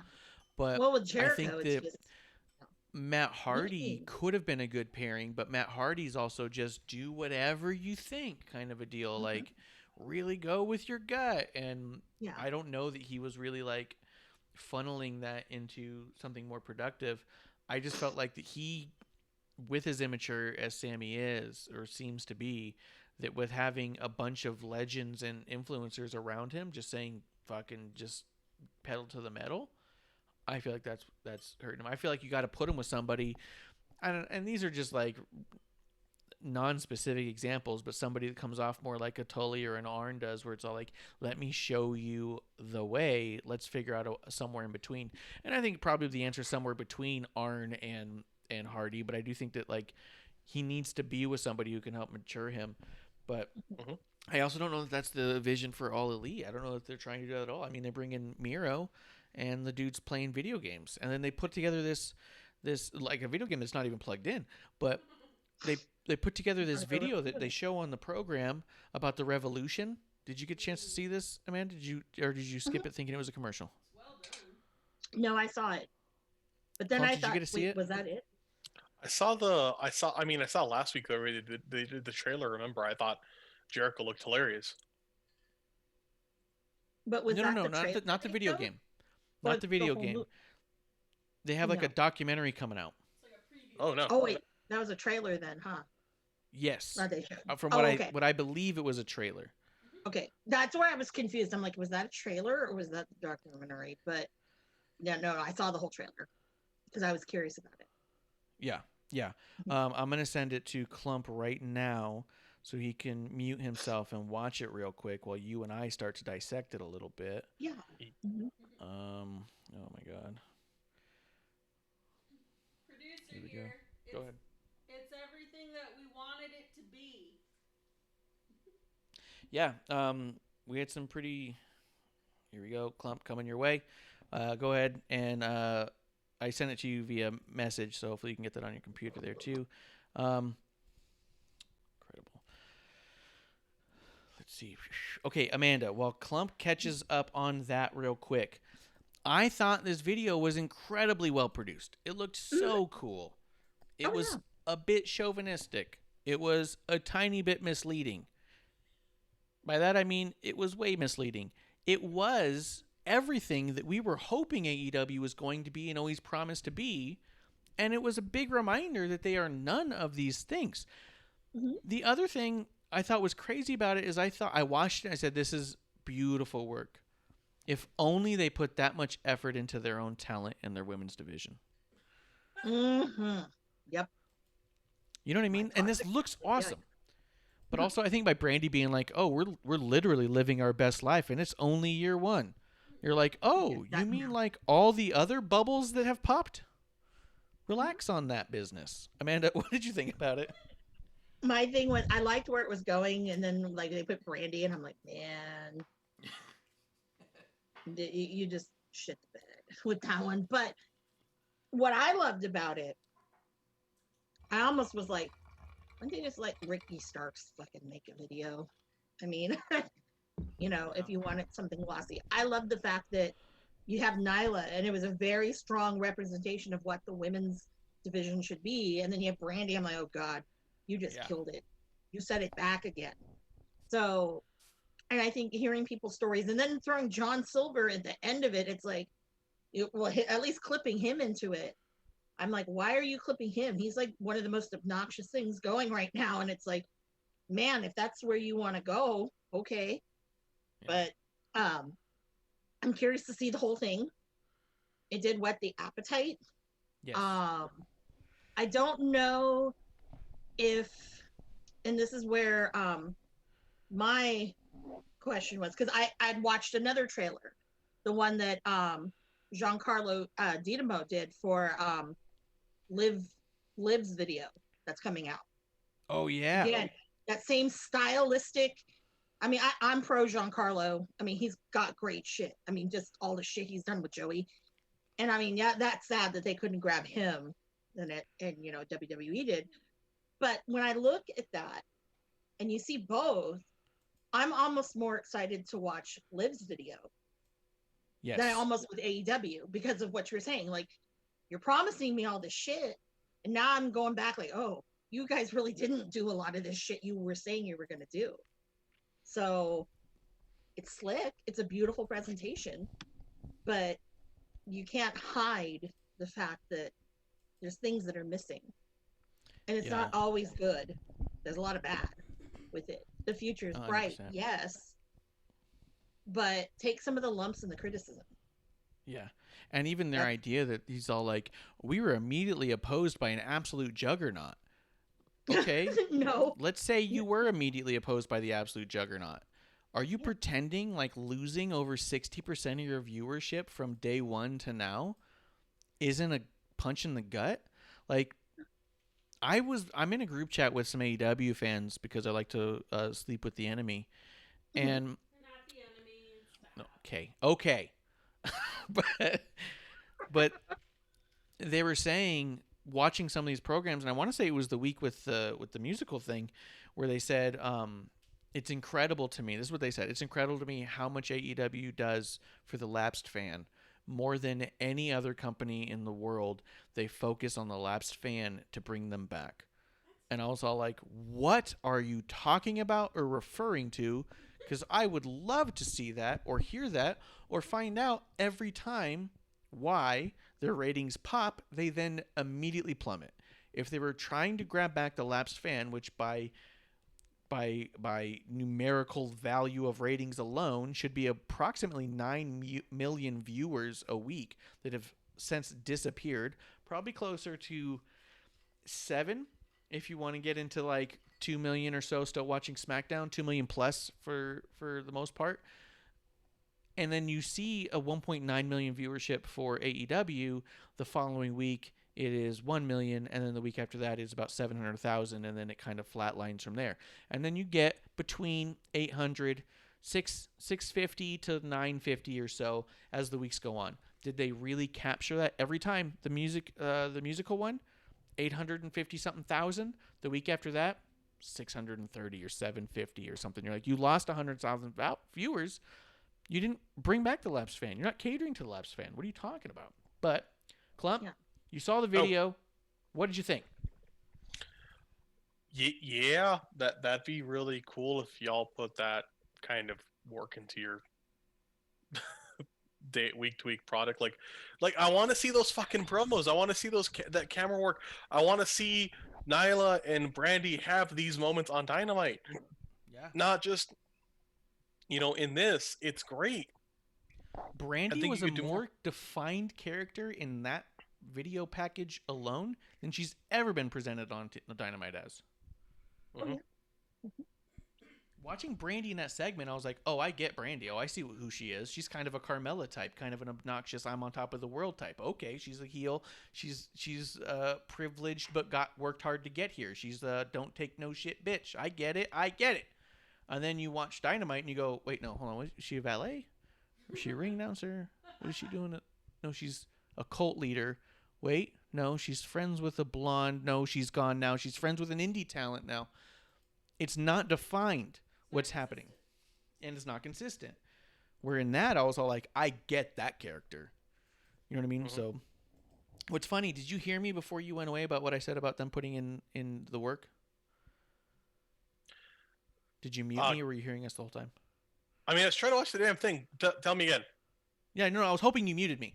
But it's funny that you said that. That you said that you wish they put that much effort into their week-to-week product, because right when I said, okay, go watch now, and then I said, okay, Amanda, let's talk, the first thing I said was, initially after watching this, my first thought was, I wish they put this much effort into their weekly product, their talent, and their women's division. Because this was a lot of effort, a clearly defined vision, a presentation that made sense, that I wanted to understand, I wanted to be a part of, I wanted everything for it, I wanted it to succeed. And then you watch the week to week and you go, why is this like shambles, but you guys put together this fucking beautiful mastery piece of work? Like, what's going on? Yeah. You know what I think it is? I'll tell you what I think the difference is. I think I just figured it out in my mind. It's because I've been drinking. Here's the difference. That video, that documentary, has one director with a vision. Boom! Boom, baby! AEW got fucking Tony Khan asking everybody else what his TV should look like. Jericho. Cody. Everyone. How many of their talents say they get to go out there and do whatever they want, and it's great not to have to approve anything or just to have to ask any questions? You think any of those people had to ask this director? You know what I mean? No. Do you think that the director just let them do whatever they wanted and said, I'll piece it together later, or just do what you want? Yeah. You think the director didn't edit them? My ass. I'm sure the director probably told Cole Cabana he had to clean his apartment. I'm pretty sure. Yeah, he probably walked in and walked right back out and said, we'll be back in a week. Yeah. You got work, boss. Bye. All I know is I was like, that's the one other thing I got out of the video. I was like, God, Colt's apartment, his sewing room, where he does his podcast and his Twitch and whatever. I'm like, it looks mighty clean. That's a lie. But yeah. You're like, misrepresentation. It's misrepresentation, and it is not a studio apartment anymore. But No, if this is a documentary, which I believe it is, I'm really excited to see the documentary. Clump, I said this too. Tell me what you think. Brandy's line about we're living our literal best life and it's only year one. Just imagine. My first thought was all bubbles are like that. All super successful fly-by-night businesses are like that. They're amazing, and then they crash. That's what makes them interesting topics later. That's your Enrons, your WeWorks, there's like, you know what I mean? Like that's how that works, Brandy. Yes, you get funded immediately. You spend all that money and party the whole first year or two, and then reality sets in. And do you have it to keep going or not? So I think it's a little early for them to be really pushing their success story just yet, because you're still on fresh investor money. How long do restaurants last? Restaurants have 6 years to turn a profit because they won't before then. Oh, I thought you said 5. 5 to 6 years.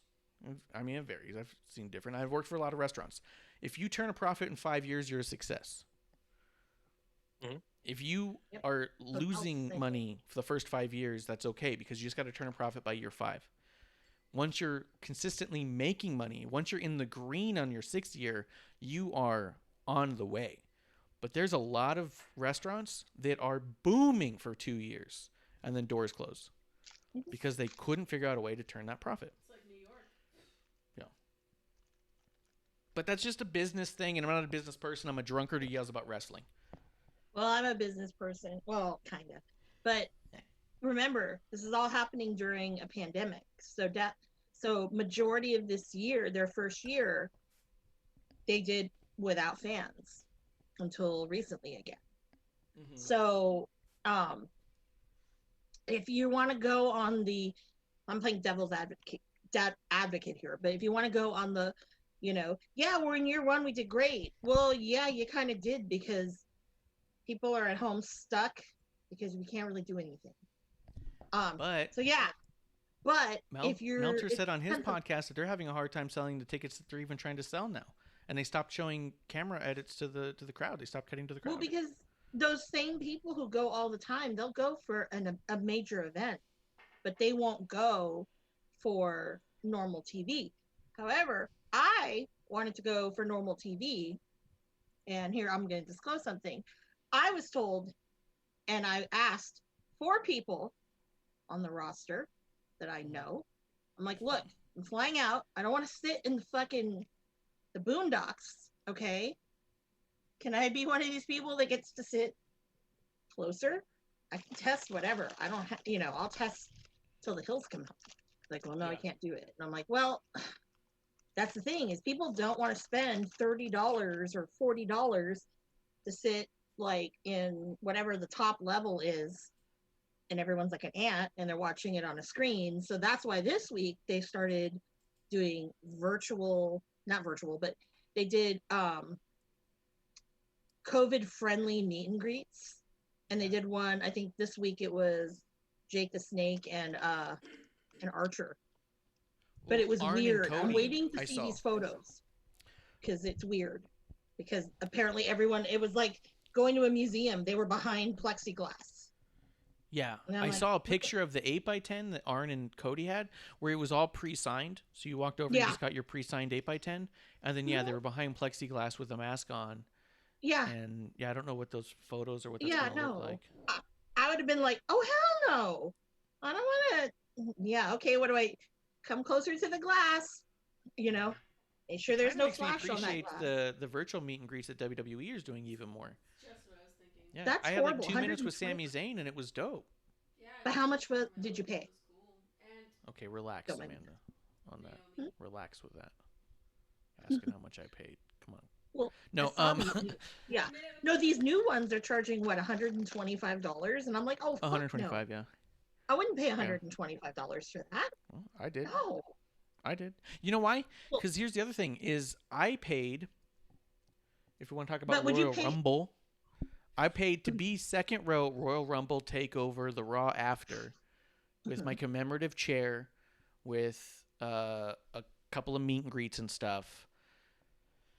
The meet and greet itself for Sasha and Bayley alone was $180.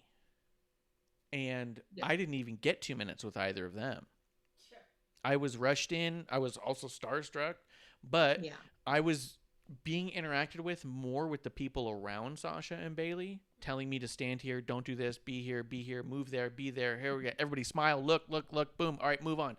And push me out. Here's your thing, get out.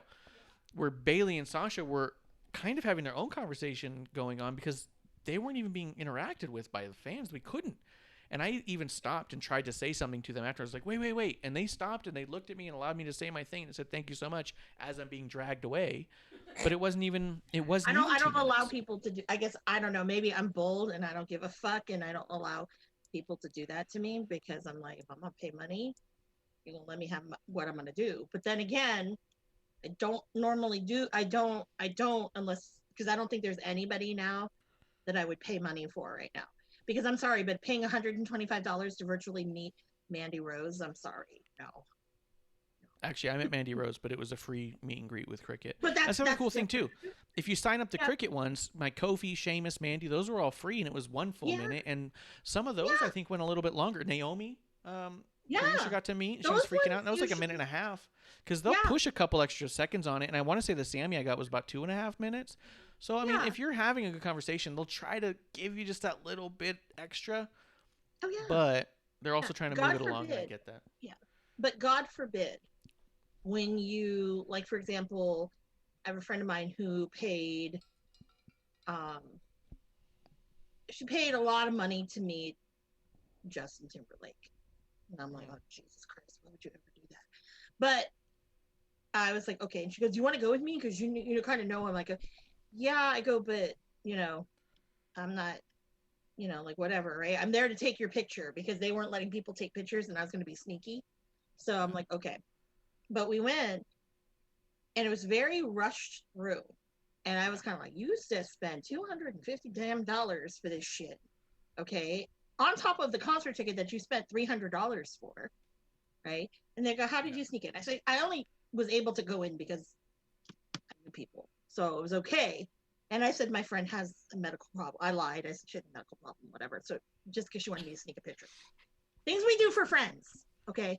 But I was kind of like, nah, dude, you're not paying $250, for like 2 seconds, right? And she was like, oh my God.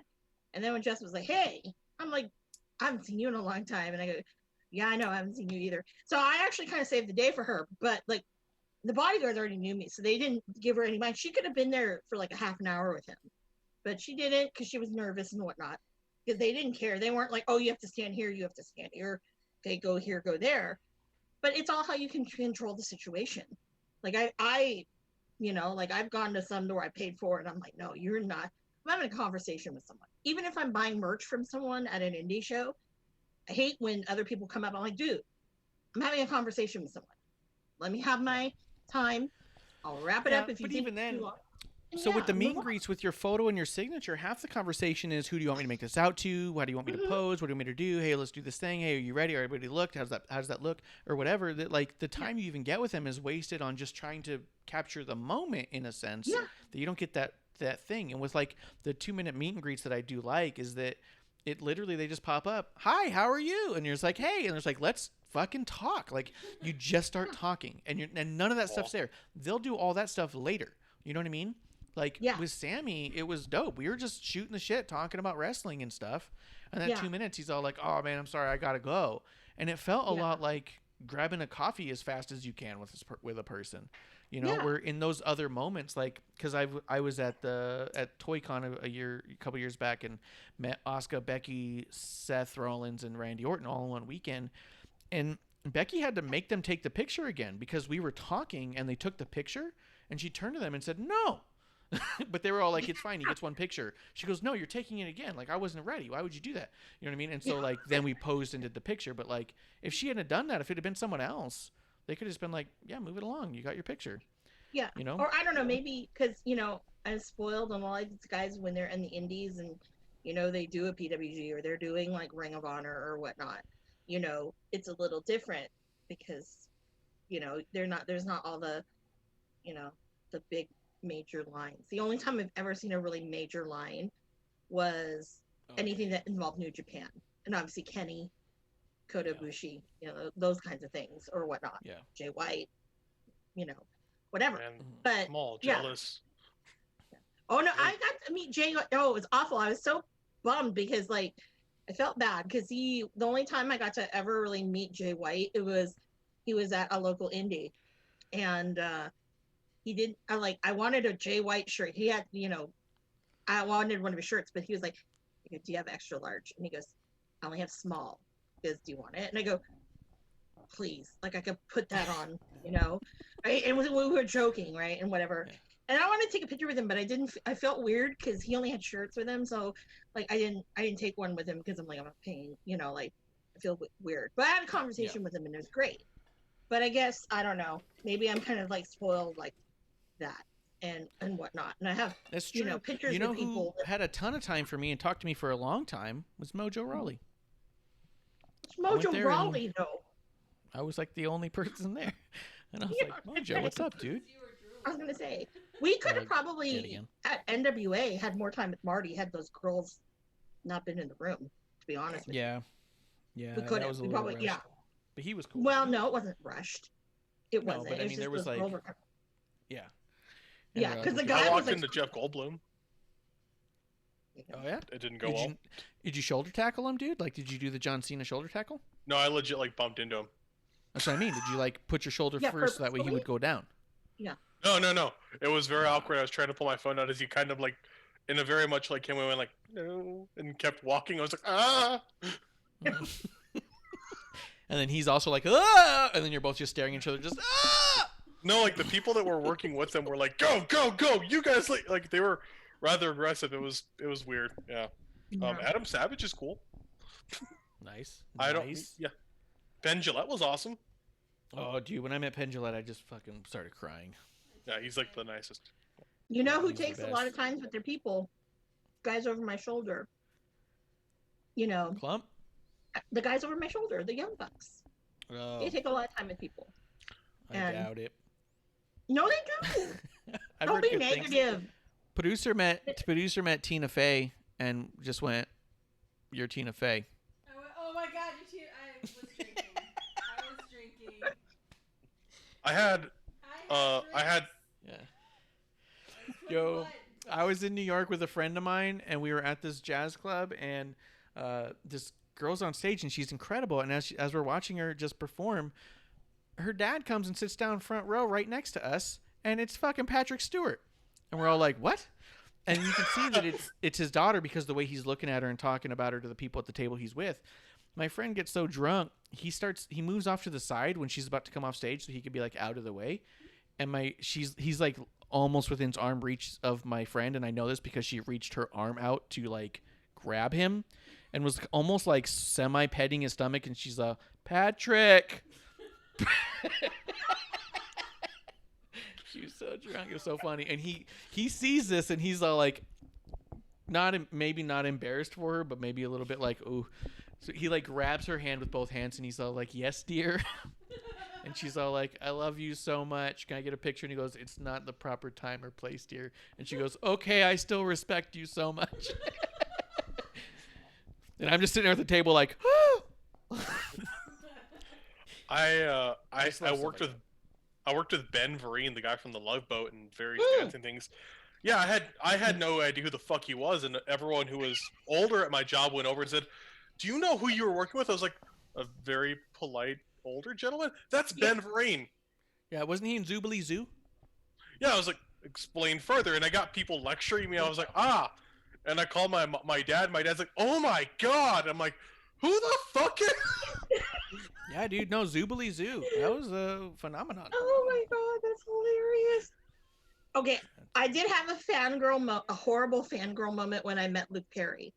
Okay, I'd stalked that one for quite a long time because, you know, Jungle Boy wrestled quite a bit up in San Francisco.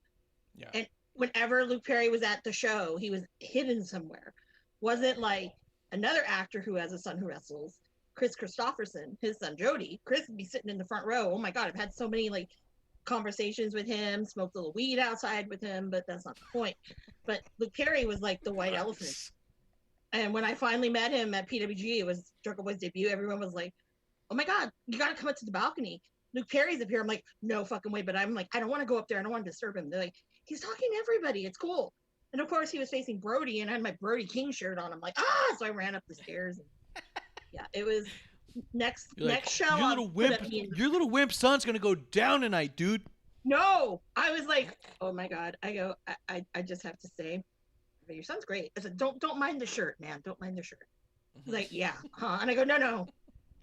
But I'm like, dude, been watching your son wrestle. He's great and all. I said, I'm just totally excited to meet you. I go, huge fan. I go, you know, I said, to this day, favorite episode was the one where you married the chick, the one that was in Jawbreaker. He's like, Rebecca Hayhart. I go, yes. I go, yeah. Antonia, yes, you guys married, and then she, you know, that's when you left originally, and then when she died, oh my God, I cried, that stupid cat, and he was just like, holy fuck, this lady's great.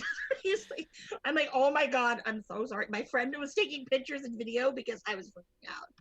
Yeah, and she goes, I've never seen you do that. And I go, I don't ever do that. That's like scary. And then I met his whole family. His brother looks exactly like him, and then he gets his hair from his mom. I was like, whoa. And they were such a cool family. But yeah, no, like I was total fangirl. I don't suggest doing those kinds of things.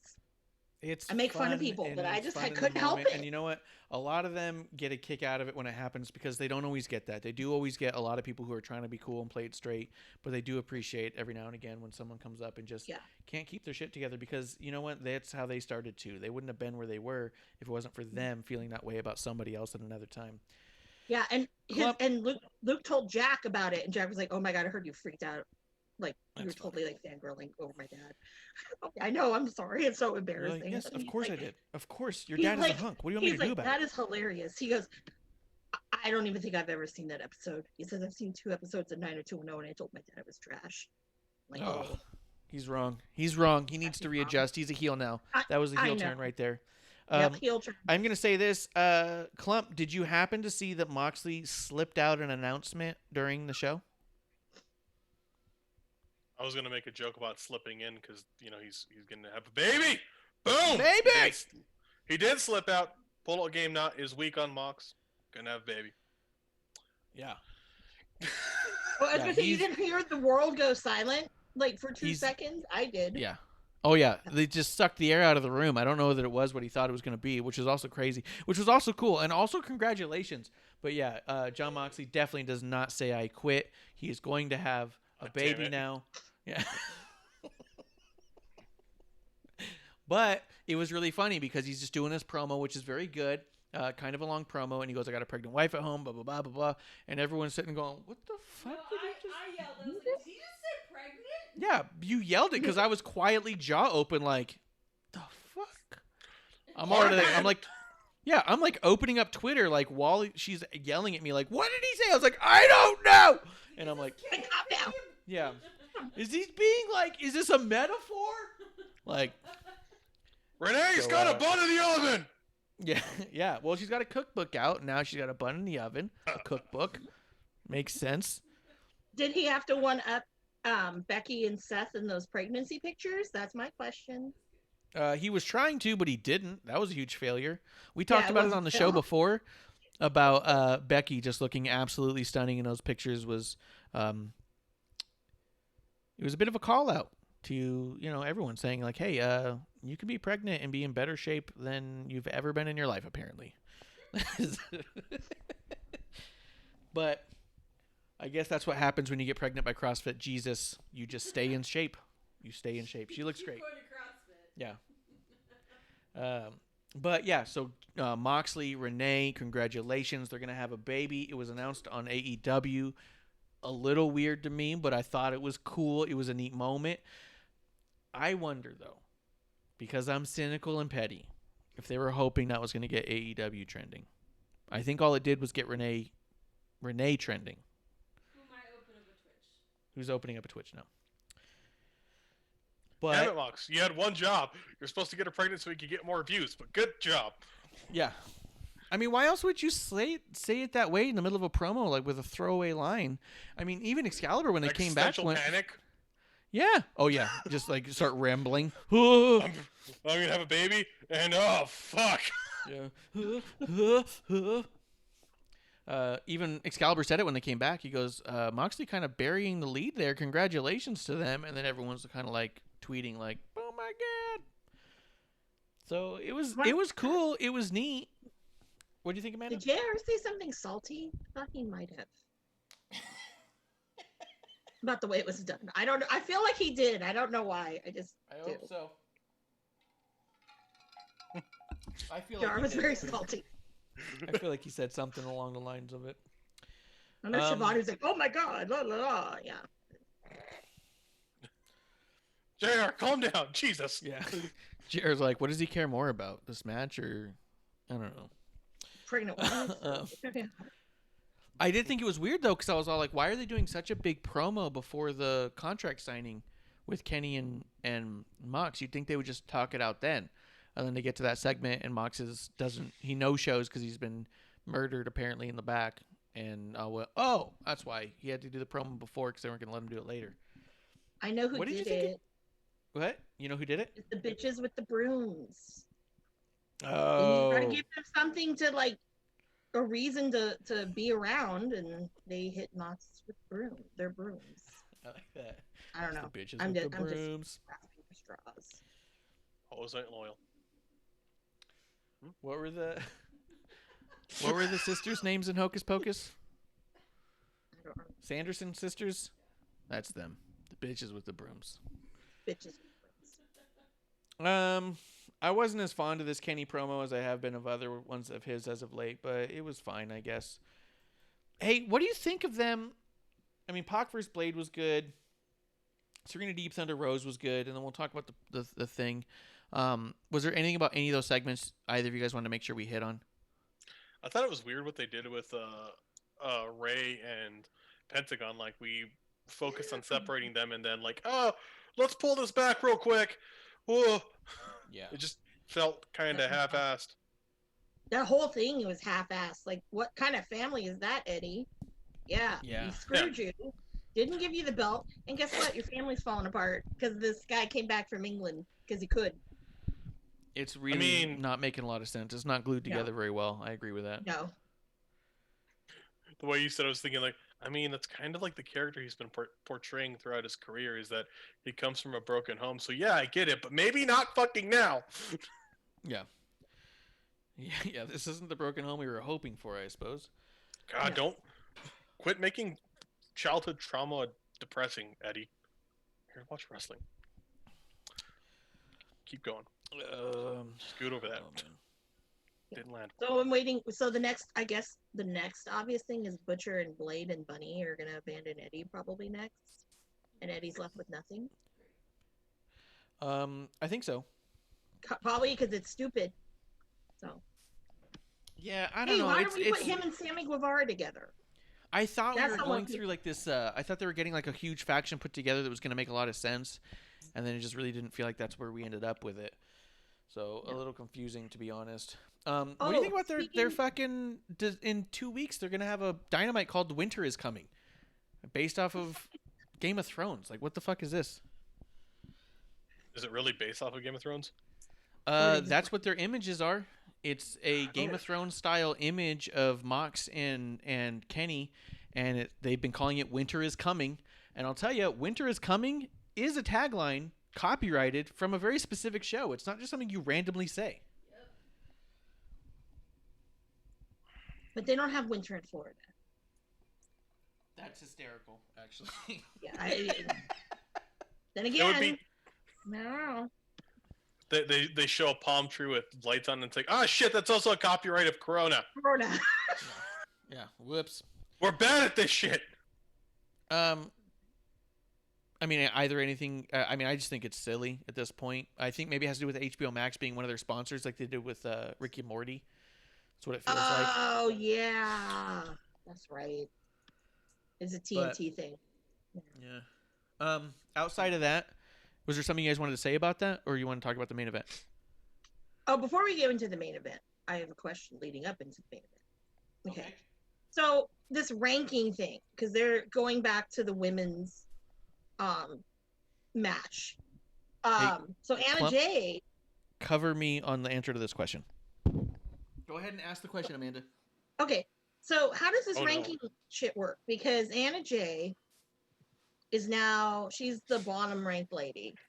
Okay. And she's facing Sheeta. And then you have the main event boys where, it's a big deal about 3, 4, and 5. Cody, Cage, and Ricky. And I was like, who the fuck are 1 and 2? And why do 1 and 2 don't care? And then I realized, 1 is Kenny. He's got his shit. Number 2 doesn't give a fuck about anything because, he's busy doing his, pissing contest with Jericho or Everclear drinking contest or whatever you want to do. So I don't get these rankings. Like, what's up with the rankings? I have long thought, and I've said it here a few times, that they would do so much better in my eyes if they scooted away from that.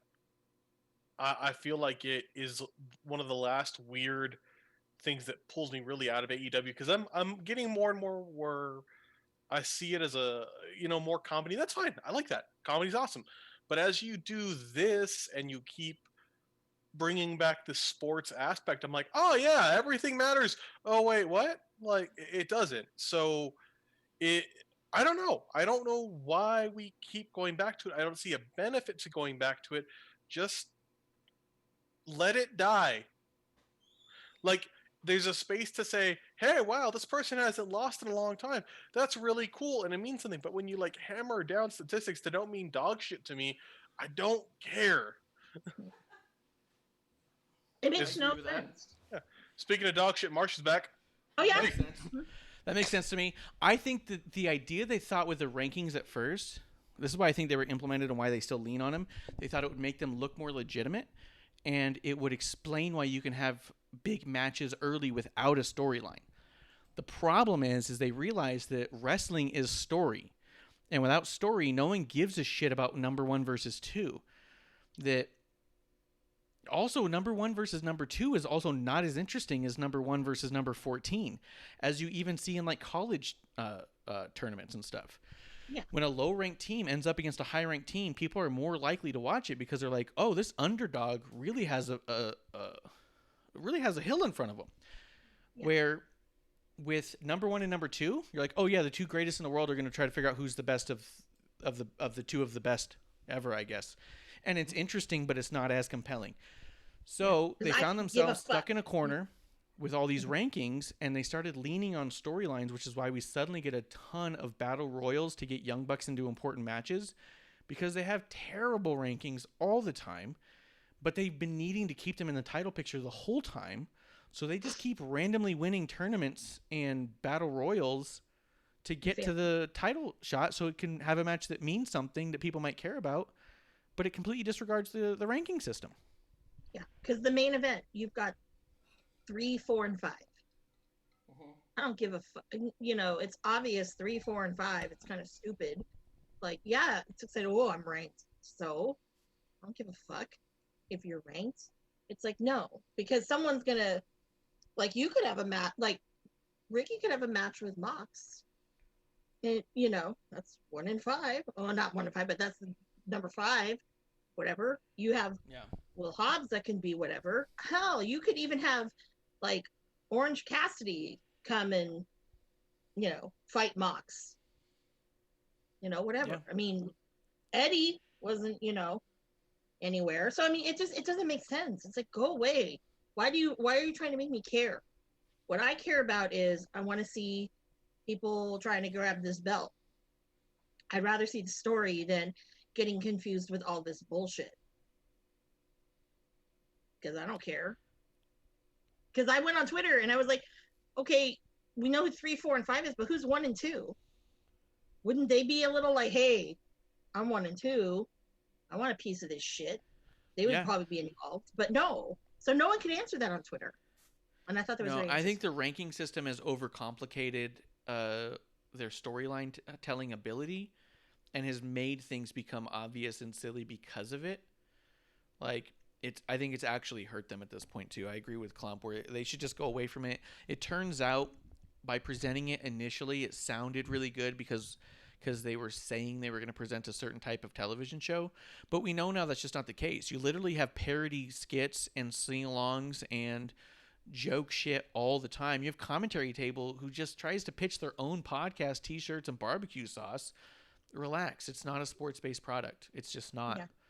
Just get away from that thing so that way we stop seeing it and start going, yeah, what the fuck is... Why wouldn't this be? You know what I mean? Like, it's more frustrating than anything when you have those rankings.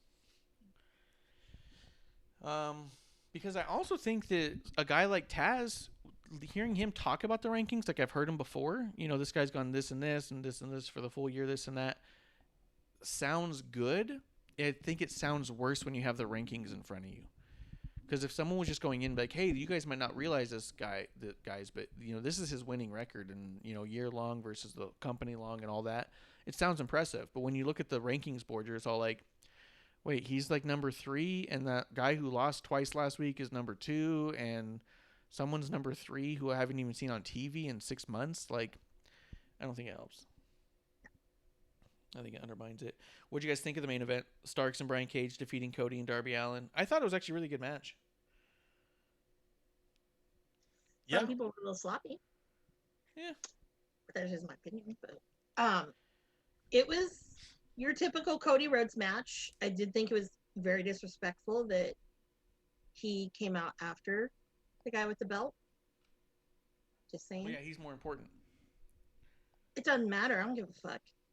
You just devalued the face of TNT, the face of TNT. Yeah, And your because you just devalued you have to that. know he's more important. Yeah. Well, anyone would know that because he's the EVP, and he came out it was on Dark with his little headset on, like, oh, I'm in the back calling shit, so you know I'm important. I mean, come on, dude. Yeah. But Clump, what do you think? It wasn't bad. I mean, it was decent. You know, I can't knock it here or there. It was a solid match. Brian Cage getting the pin on Darby Allin. Do you think they're going to go with the TNT title on that one and make a battle out of it? I would like that. I think Cage. We need to see more Cage in spaces where he's kind of built up. I think they want to make him as this powerhouse that doesn't need a title, but I think he needs a title. He's not there, and it would definitely build him up. It would bolster the whole stable, and I think it'd be cool to see him versus Ricky Starks, and Ricky Starks taking it at Love. Yeah, I am very happy for the segment after that. Will Hobbs is in the Taz group because he needs that. Will Hobbs needs to be here. Mm-hmm. I think he needs a mouthpiece. Yep. I wasn't bothered by that one bit. I was a little confused why the commentary pretended like this was a massive deal. Will Hobbs has been on their TV like 4 times, had 2 matches, and is not established as anything at all. This isn't a huge babyface turning to a heel. This is someone who's relatively unestablished. You have to watch YouTube wrestling. What? And then you get it. No, I don't watch YouTube. I know, you'd have to. You have to watch YouTube wrestling in order to get it. They're like, and oh then you'd my understand God. And I was know. like, okay. I'm sorry. They're asking you to do it, and that's how you would get that. But I was watching it like this isn't exactly Hogan, guys. Relax. It's a guy finding his footing, and I'm happy he did it. But relax a little. Be like, oh, this is crazy. But they're like, oh God. Well, it's because they have 2 people in that stable, and as you saw, like JR, the only time he wasn't very salty, actually, the time he was playing nice in the pool, he loves was all the things he was saying about Ricky Starks. So you have 2 guys that people obviously, these guys absolutely love, and it wasn't like scripted things. I mean, these guys actually, I think, really are invested in what these 2 are going to be doing. Yeah. So I think that's why it seemed like it was more of a big thing with Will and everything. Damn proud of that guy, because I know like he's not very good on that mic, you know, and that's good because it's like you're going to be silent. You only speak if you have to speak, and that's fine. Same with Cage. Only really have to speak when you speak, and that's fine. But I've heard Cage cut a good promo. Do you find that to be true, Amanda? Do you think Cage can cut a good promo or no? You can say if you think he's down the middle.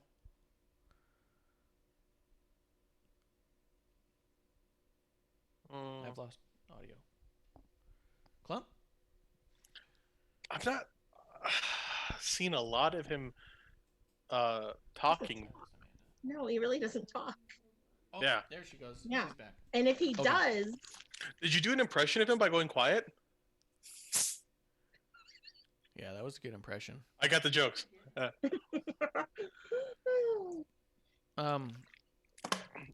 Have you heard a promo of his you thought was particularly good, Clump? What's up, Grim Reaper? No. I'm It's kind of alright with to say Amanda. no. I've heard it from somebody that he was a decent promo somewhere, but I Was the haven't guy's seen any name in the- Ryan Cage? Oh yeah, it was What's up, Grim Reaper? Whoop whoop. Yeah, I haven't seen any promos of his that I thought were particularly outstanding, but I just didn't know if that was just me or not. But I agree. I think the idea of Taz and Ricky being the main mouthpieces of a faction with Hobbs and Cage could be phenomenal. The other thing, I agree with you, Clump. I think in a weird way, somehow Cage without a legitimate title, I feel like it's hurting him. I feel like he comes off as less legitimate. Yes. Oh, Jesus. Him walking around with the FTW title that was handed to him, and then he promptly lost a match because his coach didn't believe he was tough enough to get through it, and now he still carries it around like it's this big deal, is so weird. And I feel like that he is so good and such a powerhouse that him selling so much for Darby Allin and little dudes, that it is a little weird that he doesn't have a title. Like, He's the smallest heavyweight. Like, he's reverse of Rey Mysterio, Brian Cage, right now, and I think he needs something to really toughen him up, storyline-wise. I agree with that. That's not going to happen. I mean, I think the only way you can toughen up Brian Cage at this point is if you have someone like, I guess, like with Kingston. Tough dude, doesn't take shit, whatever. Yeah. It's a different kind of strength than the big brute guy strength. But I think with Cage, I don't think that, with him coming to AEW, I don't think that it was ever a plan to give him a belt. Mm-hmm. If he does get a belt, it would be in a tag situation. And I have a feeling that we're gonna see Cage and Hobbs. I think that's the tag team right there. I can see that. Because I don't think that at the end of the day, I don't think that they're not going to throw Ricky into that tag team, but they'll have these two big dudes into Destroy because they really don't have that. Like, I don't want to say, oh, Butcher and the Blade. No, that's a little different. But this is two big dudes that are there just to fucking destroy. And that's what they do. And they have Taz, like, wow, you know. Yeah, I could see them just decimating the Young Bucks, too. I'd be there for that. Yeah, you could see that. Like, I can see that, like, plowing through everybody. Jurassic Express, boom, you're dead. Like, okay, yeah, sorry, you're tall Luchasaurus, but dude, these dudes will crush you. And that's when FTR comes back and ties him up. Yeah, that'd be a great match. A lot of strength right there. But I think that also where it's going is, I think that they're setting it up where Cage is going to get that TNT belt. But since you don't watch YouTube wrestling, you don't see a lot of the little bickering, bitching that Ricky and Taz do, because they set up quite a bit of it. So it's not expected. But if the title does go to Ricky, I will not be surprised if it's February because of the name of the pay-per-view and all of that. It's almost too predictable. Okay. All right. Call it Revolution. You heard it here first. We'll see how it plays out. I'm just saying, they're predictable. They're not, like, this company is not savvy enough to really blow someone's mind. They haven't had a no-shit moment yet still. Yeah, they could. They could have done it. The closest they've had to a no-shit moment is Renee is pregnant. Yeah, it's like, you guys are fumbling upon yourself. So I think that that's the way it's gonna go. And kudos to Paul Turner. Okay, I fucking love Paul Turner as a ref. He's got great ring awareness. I know everyone likes to shit on the AEW refs, but he has very great ring awareness. And that whole thing was, I just wanted to say that, mention that. Maybe so. Yeah. I agree with Clump. I think Will Hobbs in the Taz faction is going to be great for all people involved. But I think that's all I had to say about AEW. You guys ready to talk about NXT for just a little bit? Let's jump into it. Yeah. Guys, Leon Ruff is a national fucking treasure. I'm loving this Leon Ruff stuff, dude. I didn't think I was gonna. Clump, what do you think of Leon Ruff? I agree. It's a great way to get a spotlight on this dude who otherwise we might not see. And he's fucking good. I mean, the gimmick is be funny, get your ass beat, but he's fucking good. And he's doing the job well. And in a weird way, his strikes are believable. I think he's pretty snug with it to where it's like, I can buy that some of these moves would blindside someone and be scary. I mean, at the same time, I think he's much more believable against the Gargano, which, I mean, Gargano's tiny, but Leon still looks small around him, than he would be in a match against a Damian Priest. But I loved the bit where he slaps Damian Priest in the face, says, "Stay out of my business." Yeah, he goes, "You think I'm a joke?" That whole promo back there where Leon stopped being funny and got real fucking serious and in Damian's face and was all like, "It might be a joke to you, but it's not a joke to me." I thought that was awesome. Amanda, what'd you think? I really kind of am liking everything I'm seeing with Leon, and that I mean, I just hate fucking Damian Priest and stuff like him, but it's almost like it's a great thing, especially like you're like, this isn't a joke, dude. I'm totally serious and I'm legit, and he actually can back up being legitimate and not being the butt of a joke, and I think that it's coming off very, very well. So I'm anxious to see what's going to happen. I don't know how it plays out, because obviously he can't be a champion forever. I mean, there is a point of it where it's going to have to come to an end, but I'm really curious to see what happens with him long term with that. I want Leon to take that title all the way to the Mania takeover. I want him to have like a fucking 6-month run. That could be a possibility. Yeah. I'd like to see him and Priest now. Now with that segment, I think that would be an interesting one. Yeah. And have the whole, and have him go over. I think that would be amazing. That'd be great. Yeah, Grim Reaper says in the chat, the Sorry Kid slap returned backstage was awesome. Yeah. I mean, I love that too, where Damien's just like Sorry Kid and hits him so he can win or whatever. I thought that whole dynamic was good. I thought Damien laughing about it and then being in the back and saying, hey, man, it was a joke. And Leon getting in his face. Oh, so good, man.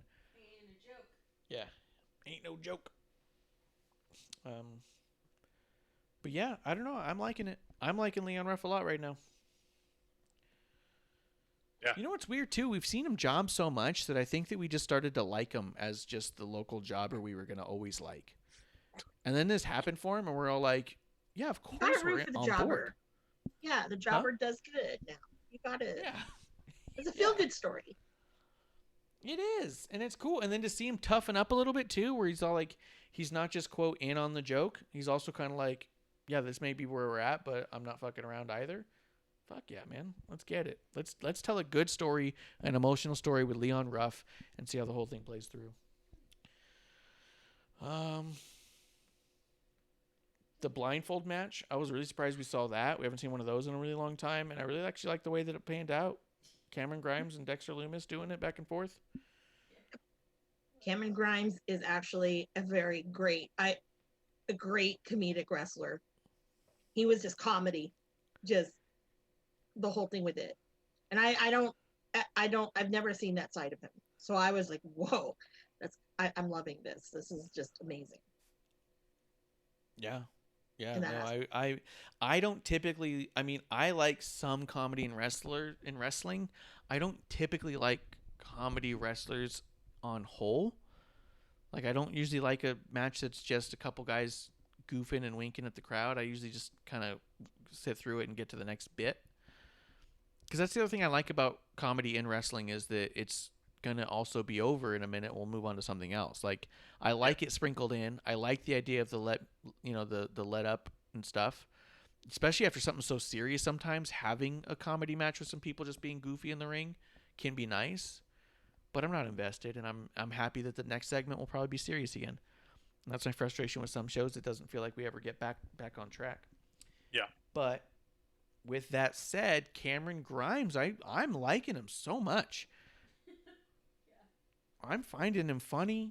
I'm thinking he's doing such a good job with this, and I did not expect to. The first couple times I saw him, I was like, get the fuck out of here, dude. I probably even said it out loud while sitting here. Just being like, this smelly to the moon piece of shit coming out here gagging about everything. I'm over it. Go away. And I don't know. Now I'm in on the joke. I don't even mind seeing his ball throw. Clump, what do you think? What do you think of Cameron Grimes? I'm liking him more and more. I mean, I think I think I didn't like him because for a while it felt like he didn't stand out to me just because there's so many people they were like really elevating at once, like him, Damian Priest, Dexter Lumis, Timothy Thatcher, Bronson Reed, and yeah, they're not all the same people. They're all very different, but it was like there's a lot of new people that you're giving a lot of time to who's falling to the wayside. But I'm liking Cameron Grimes more and more. He's fucking weird, and I'm cool with that. Yeah. Yeah. And he's normally not weird. Yeah, he's normally not weird. That's where it's, like when I look at, Cameron Impact, Trevor Lee and heel Trevor Lee. I mean, this is totally a different Trevor Lee. Oh, excuse me. Sorry. Cameron Grimes. Sorry, I can disconnect. But yeah, I mean, it impressive, and it just actually it makes me like, man, there's some good shit they're doing with it. And again, the I don't like to watch WWE. This is the kind of shit that I'm like, whoa, like I'll tune in to see this kind of stuff because this is some good product. Yeah. It's really enjoyable. And the thing is all I've heard from people who've watched Cameron when he was Trevor is that the dude can go like Adam Cole style go. Like, that this is the type of dude who, if they long term this guy into a serious program at any point, he's going to show up and show out. And I'm like, oh, okay. Because I'm having fun as it is. But if this is the type of dude it turns out could put on match of the year type stuff, then that's only going to be more tremendous when it's not from someone you expect, you know? Yeah. There's quite a few. If you ever get a chance to go back in the High Spots Network stuff of the old PWG stuff, there's some amazing matches that he had. And there's a reason why he is probably, and even more so than like Adam Cole and stuff, but I mean, he's had the longest of any wrestler in probably the last like maybe 8 years or so at PWG. He's had the longest like consecutive run. And there was actually a Bola they didn't put him on, but he got put on because of injury. And I'm like, yeah, there's a reason why. I mean, he's that, like, he can go. And there's some pretty good matches. So I'm going to have to ask my expert, Trevor Lee, guru, what she thinks are some of his better ones. And I'll pass it on to you guys if you want to look at some good Trevor Lee at PWG. Yeah. No issues there. Yeah, liked it. Candice and Indy versus Casey and Caden. I liked the match for what it was, telling a story with Indy and Candice I'm interested in. I really like Indy Hartwell. I think in 5 years' time, she's going to be putting on like Bailey Sasha quality matches. Something about her tells me that as long as she stays healthy and good, I think she's got a lot going for her, and I think a lot of passion to actually get to that upper echelon of women performers. So I like that they're telling the story here and they're working with somebody like Candice. Yeah. I agree with that. I think they have I see a lot occurring with them. And Candice is a perfect person to elevate them to me. Yeah, absolutely. And so I'm really happy this is kind of our introduction to the NWA or the NXT crowd more so. Let's see, after that we had... But why do you think 5 years? That's a very long time. It's not that long of a time frame is all I'm saying. No, I mean, think about it. Bailey and Sasha were in, what was it? It was 5-6 years ago that they had their takeover. Was it really that long? Yeah. God, I feel old. Okay. That's what I mean. Is because that stuff does take time and it is a process. That's what I mean. Like, she just, boom, showed up today. I'm not saying that she couldn't have match of the year in 2 years or 3 years. I mean, obviously Bailey and Sasha did. Yeah. But I'm saying that, like, the fact that we still talk about Bailey Sasha matches now, Hell in a Cell 2020 we were talking about, is this could be one of the best matches of the year again. Oh yeah. This and this is, I mean, and then people talking about that Hell in a Cell being one of the better Hell in a Cells matches they've even seen in years. I think that she's got everything everything that someone would need to be at that level where you're constantly pumping out matches where people just go, yeah, it's can't miss. Every match is can't miss. I think she'll be there. And I think that too, with having like a Candice, and then also isn't their head trainer Sarah Del Rey? I know it was for a while. I don't know if she still is or not. A lot of layoffs and furloughs. I don't know who's. Well, I know she's still there. I know Okay, she is probably. because I remember seeing something and she was talking, but I don't know if she's still the head trainer or not. But I mean, just the amount of women that are there, you know, I think that these seasoned vets, I mean, that really helps that women's division more so than other companies' women's divisions. Which, okay. Yeah. Clump, have good ones. did you get to see Arturo Raus versus Kushida? No, but I'm assuming Kushida one looked like a badass. Yeah, they both look like badasses, though, dude. This was a good one. This was a cool one. I think that if I told you to watch one, well, I don't know. I think for you would enjoy this match a lot. There were a couple matches on here I think that were definitely better than it, but this is one that I think because of how much you like Kushida and because of how good Arturo is and your love of Japanese wrestling, just their style, I think this is one that you should try to catch. And it's not going to take your whole day to watch it. I could do that. Which is always nice. Let's see. We had Dakota Kai and Raquel Gonzalez. Or was there anything else about that match you wanted to say, Amanda? No, I have to watch it again because I got a phone call and it was kind of like. Oh, that's all right. It's all right. It was just solid. But I want to see it was again, 'cause exactly what you would think it would be, Mhm. and that's what made it so good. Yeah. You Let's tell see, me we had- Kushida, and and because he's been just a badass as of late anyway. Yeah. I'm always like, I will watch whatever. Oh yeah. Let's see. Dakota and Raquel versus Ember Moon and Toni Storm. Ember Moon and Toni Storm got the win. I thought this was awesome, and this highlighted Toni a lot as kind of an anchor in there. She was the main person in the ring most of the time, so it really got me thinking that she might be someone they're going to lean on pretty heavily in NXT for a bit, which is also weird because to me, I feel like Toni comes off as such a star. I don't know why she's not on the main roster already. You know what I mean? Am I alone in that? No. I mean, that match, it almost makes you forget like match she had with Shotzi, like that didn't exist because you're seeing that quality, that star quality in her, and I think that I don't know if it's maybe that they are trying to find something for her, but I would hope after this next Mania that we see her move up. But I don't know. I want to see Toni with Sasha and Toni with Bailey and and Asuka, Toni with Asuka. Yeah.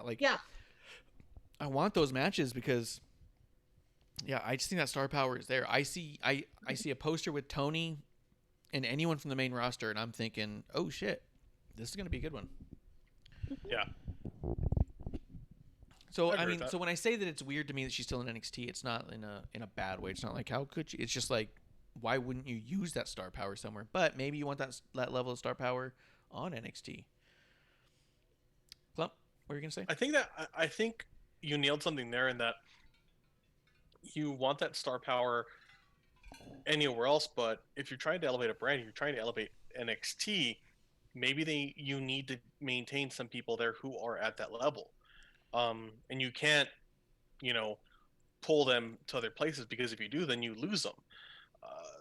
I've thought more and more that's kind of unfortunate what's been happening with NXT is it's become, I think being into NXT for so long and seeing it as the developmental, you're like, oh yeah, it'll be awesome to see these people have these matches, and you're like, no, we kind of need you here sometimes. Yeah. Oh, okay. That's true, and then there's a fine balance of staying too long or not being there long enough, or you know what I mean. Like, there's definitely some matches that we haven't been all that interested in because of how long some of these people have been here, which kind of leads me into the next thing, which is actually the reverse. I would think I wouldn't be interested in this just on paper alone, but it looks like they're building towards Timothy Thatcher and Tommaso Ciampa, and I think that could be pretty incredible. That sounds incredible. Yeah. And I think it's the fresh thing I've been saying I want for Ciampa. I keep saying like he feels so stale, like he's just been there forever. Something about Thatcher is so much different than everybody else that this doesn't even feel like for the first time ever these two are going to tangle up. This feels all like, I don't know that we've seen Thatcher or that we've seen Ciampa in a match against anyone like a Thatcher before. This isn't just another match. You know what I mean? I have to think. Clump, what do you think about the build towards that? I thought the Thatcher Austin Gray match was fine and all. It was decent, but the aftermath of Thatcher and Ciampa really had me interested. What do you think about Part the of me feels weird because it does feel very fast for Thatcher, but then also that's a great way to build a surprise, and there's got to be something there in there. And if he's, if he does it, this is a great way to catapult someone because Tommaso Ciampa is the, he's kind of the standard bearer for NXT in a lot of ways. Him and Gargano, they are the, the old guard, and that's not a knock. That's a great thing to be. So, this could be something big. I mean, it's certainly for Thatcher, I'm sure something that's not lost on him. Yeah. Oh yeah, for sure. I'm trying to think, and actually, I'm looking it up right now. Going into like Timmy, God, I've seen Tim wrestle locally so many times that I'm like, I always forget how great he is because I'm just like, oh yeah, because I've seen him plow through people. But I think, I mean, I don't know. I mean, there's been with Thatcher. I mean, I don't know. It's one of these things where when I think of Ciampa, I'm like, I can't even tell you the last time I remember him really wrestling anybody of this kind of caliber that is so damn good at what they do best. I know everyone hates that, the tech submission. I know a lot of people just hate that. And I'm like, no, but when you have someone who is as good as Thatcher versus like Ciampa, who, I mean, God, that guy's great too. I mean, you have these two guys that are great at what they do, and it's coming together on something that most people, they're like, oh, this is boring. That would be the P break for a lot of people. But I think that there's a lot of power in this, and that I don't know, it excites me. Something that both of these guys bring to the ring every time is a believability about what they're doing. There's a lot of people, we go in there, we watch, we go, oh, it's going to be a fun match. Oh, it'll be all right. Oh, it'll be good. It'll be nice moves. It'll be like, I feel like about Gargano matches. It's always a good match. It's just never believable. He just doesn't bring believability to the ring with anything that he does. Where with these guys, everything he does, you go, oh, I wouldn't want to fuck with him. But with Gargano, you're so like, oh, he'd probably be fun to work with. He'd probably be a nice guy to plot a match with. You know what I mean? Like, he just seemed. Does that make sense? What I'm saying? Yeah. Mm-hmm. Oh yeah. Absolutely. Which also brings us to Johnny Gargano again had a segment in here with Leon Ruff where Leon Ruff laid out both Johnny and Damian Priest, which I fucking loved. And now they're gonna have a triple threat, I think. Leon and Damian and Gargano. I think it's gonna be at War Games, and I'm super excited for that. That should be great. I want him to sneak a victory out. I want it so bad. I want Leon to pin Damian Priest. Because after the slaps and everything, I'm thinking that's the right thing to do. That'd be good. That would be good. That's the right thing to do. But that remains to be seen. I mean, we'll see about that. But no, like I think there's a match. I gotta watch it again. But there's a match that Thatcher did with Suzuki, and just thinking about it, it's like that's kind of the energy that I think. Going back to Thatcher, that Thatcher Ciampa is going to have is that kind of energy. But not with a 52-year-old grandpa, like, mixing it up with you. I mean, but that's that kind of energy. I hope that the energy they get there is like a Walter Ilya style where you just know they sat in the back and they said, I'm so sorry for the match tonight, and I'll probably talk to you in a week after this thing. I want to see you. That was another great one at WXW, Ilya and Thatcher. Oh, Jesus. Yeah. But then again, I love all those guys. And yes, I want to just make this comment, and then this is off subject, but I'm really sad they're closing the Ring Comp store. So they're having a clearance on whatever Ring Comp merch is still there. So if you were a fan of that, I suggest to go to their Big Cartel. That's kind of sad. Big Cartel? Okay, yeah. I think it's ringcomp.bigcartel.com. Okay. But they don't have the men's shorts. I was pissed. I don't want the women's shorts. Yeah, those are gone. Clump, did you get a chance to watch Walter Ilya? I didn't yet, but I need to because I know that you've been doing a lot with the moving and stuff like that, but I would say it's all over. House is listed. Yeah, and it's over now. And I think that one way you can celebrate is to carve out a half an hour of your day and just watch Walter and Ilya and just remember why you love wrestling again. Because it's one of those matches that just reminds you. You know what I mean? Because we watch all this stuff and like to tear it apart from time to time and celebrate the things we like. But then you get a match like Walter and Ilya that you watch and you just go, oh, yeah. Yeah. I forgot how beautifully awesome and awful this could be at the same time. This is so good. And so I think for you that you would I think it'd be worth your half hour. And these other ones I've been telling you are just fun ones, right? Like that Young Bucks match, you'd really like it. But I don't think it's going to give you that same feeling of this is why I love it. It's just going to be one of those good, nice, fun matches that just makes you smile. Well, You know what I mean? I need to, because Ilya is probably my favorite wrestler right now. Period. I am biased. I can't argue with that, dude. I wish I could be like, but he's this or that, and you go, no, that dude's fucking terrifying. Yeah. Well, I'm Russian. Well, he's like a fucking mongoose. This guy. I know. Yeah. It's crazy cool. You know what's It's funny? it's ethnic pride. Yeah. Purely that. Hey, there's nothing wrong with that either. Davey Boy Smith wasn't huge because he wasn't huge in Europe because he was just a good wrestler. Yeah. There's Huge 'cause he's pride in European. representation. Mhm. You know? But yeah, Ilya was fantastic. It was actually funny. I like listening to Cornette talk about the Walter Ilya match, and he was all like, well, for one, he said this was what wrestling could have evolved into, but we didn't. And then he said that Ilya he goes at first when I see the two of them side by side, I think that I'm not gonna like this at all. He's like, because Ilya's so small and that's not believable, and you know, this and that.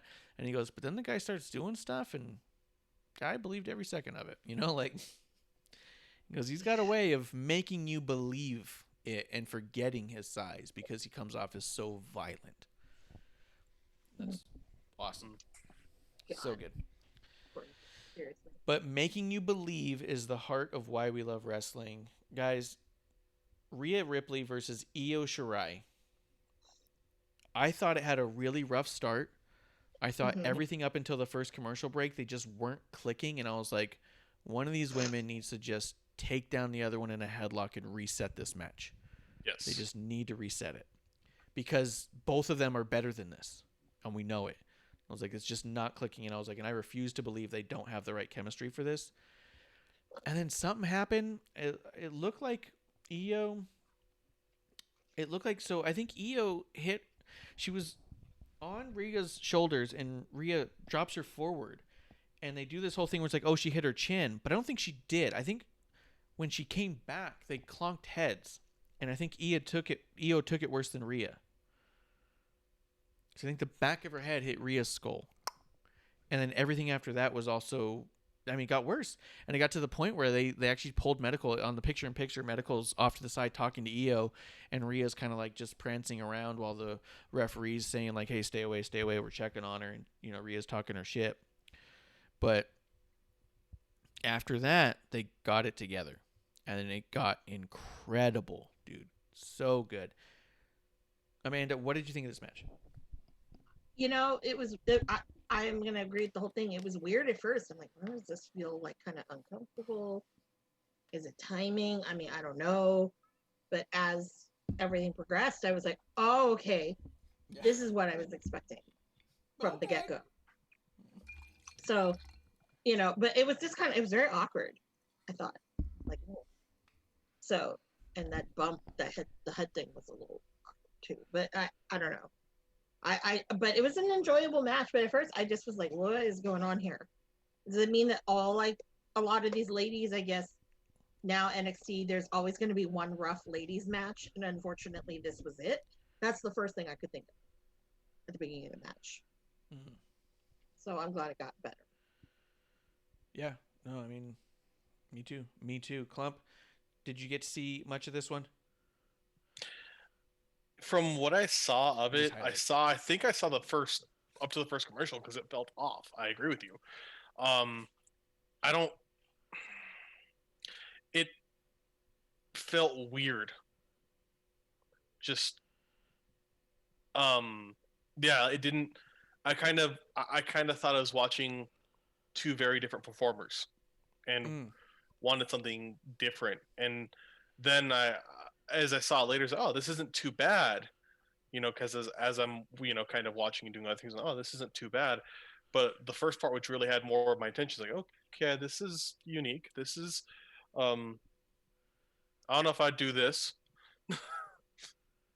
Yeah, I 100%. It felt like a rough start, but then they figured it out. Man, Rhea's ear bleeding looked so good. And she like goes, she thinks it's her mouth, and she's like, and then she finds out it's her ear, and she rubs it under her eye, like fucking. Yeah, that was like, pretty. oh. That was pretty boss. I was like, whoa, Jesus. Yeah, me too. When she did that, I was like, oof. I'm like, And there was oh, a lot of just you. awesome bumps. Mm-hmm. Through the table, Vic and Wade just running away.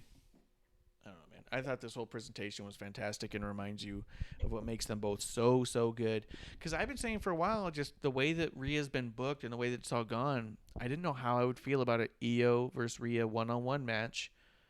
And I didn't know if I'd really buy into the idea of Io holding onto the title. Rhea still seemed to me like such a dominant person that I didn't know if Io even won, if I would buy into it, or B, if I would even believe Io had a shot going into it.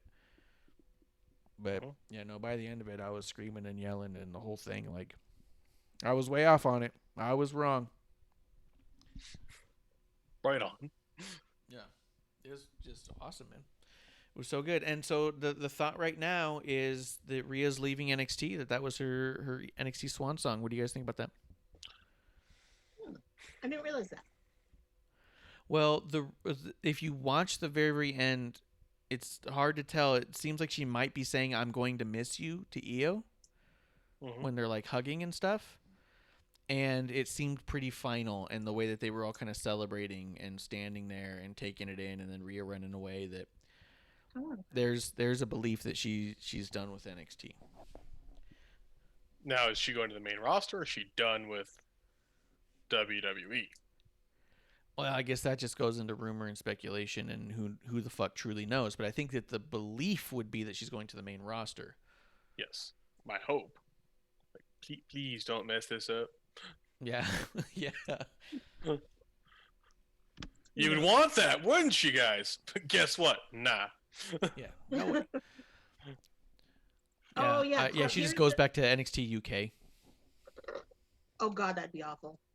But here's one if you ever want to take about, almost 40 minutes of a day to watch some really good Ilya if you have not seen these two. But check out the two matches that he did for Bola 2018. Okay. His first round match was with Shingo. Oh, God, I remember that one. God, that match. Oh, Jesus Christ. I remember just, my whole body hurt watching that match. I was just like, holy fuck. Like, this is amazing. And then he tagged with Shingo versus Rincon.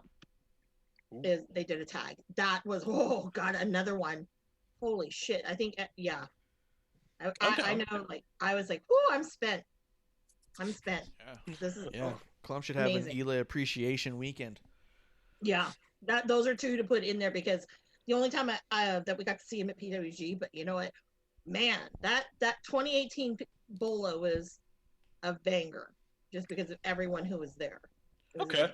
Yeah, I'm down. but those two, since you're an Ilya guy, you're gonna love those because it was because Shingo. I mean, fuck, I love me some Shingo. Yeah. That one was hard. It's like, who do you cheer for? I'm like, you don't. You just cheer for the fact that this is fucking amazing. That's all you could do. Just That's nobody. all there's no loser in this. We're all winners. Even these people by me who don't know who the fuck these two are. Yeah. You're winners. You don't know. You don't know what's going on. But you're hearing your winners. You don't know, but you're gonna fucking shit yourself. It's gonna be fucking good. Yeah. Buckle up. Anything else either of you want to say about Io and Rhea? No, Rhea's a that blood, man. That was just, I just was like, oh, she's fucking so badass. This is great. Yeah, If she's on her way to the main roster, where do you want her to go? My gut tells me Raw needs her the most. They have very little star power, I think. Yeah. But all the matches I want to see are in SmackDown, so I'm kind of torn. I agree with that. I think Raw needs her the most. Yeah. I don't know who's on can where. you imagine a Rhea and Asuka program? Oh, oh yeah. Woo. Love Asuka. I think that would be the best place for both of them because they're both so hard hitting. Like, I would love that. So yeah, I'll throw my weight to that one. All right. I think I really want to see like Rhea and Bayley. I think that'd be great, but I do think the styles probably match a little bit better with Asuka. almost instinctively just mockingly went, oh, of course, Bailey, yeah.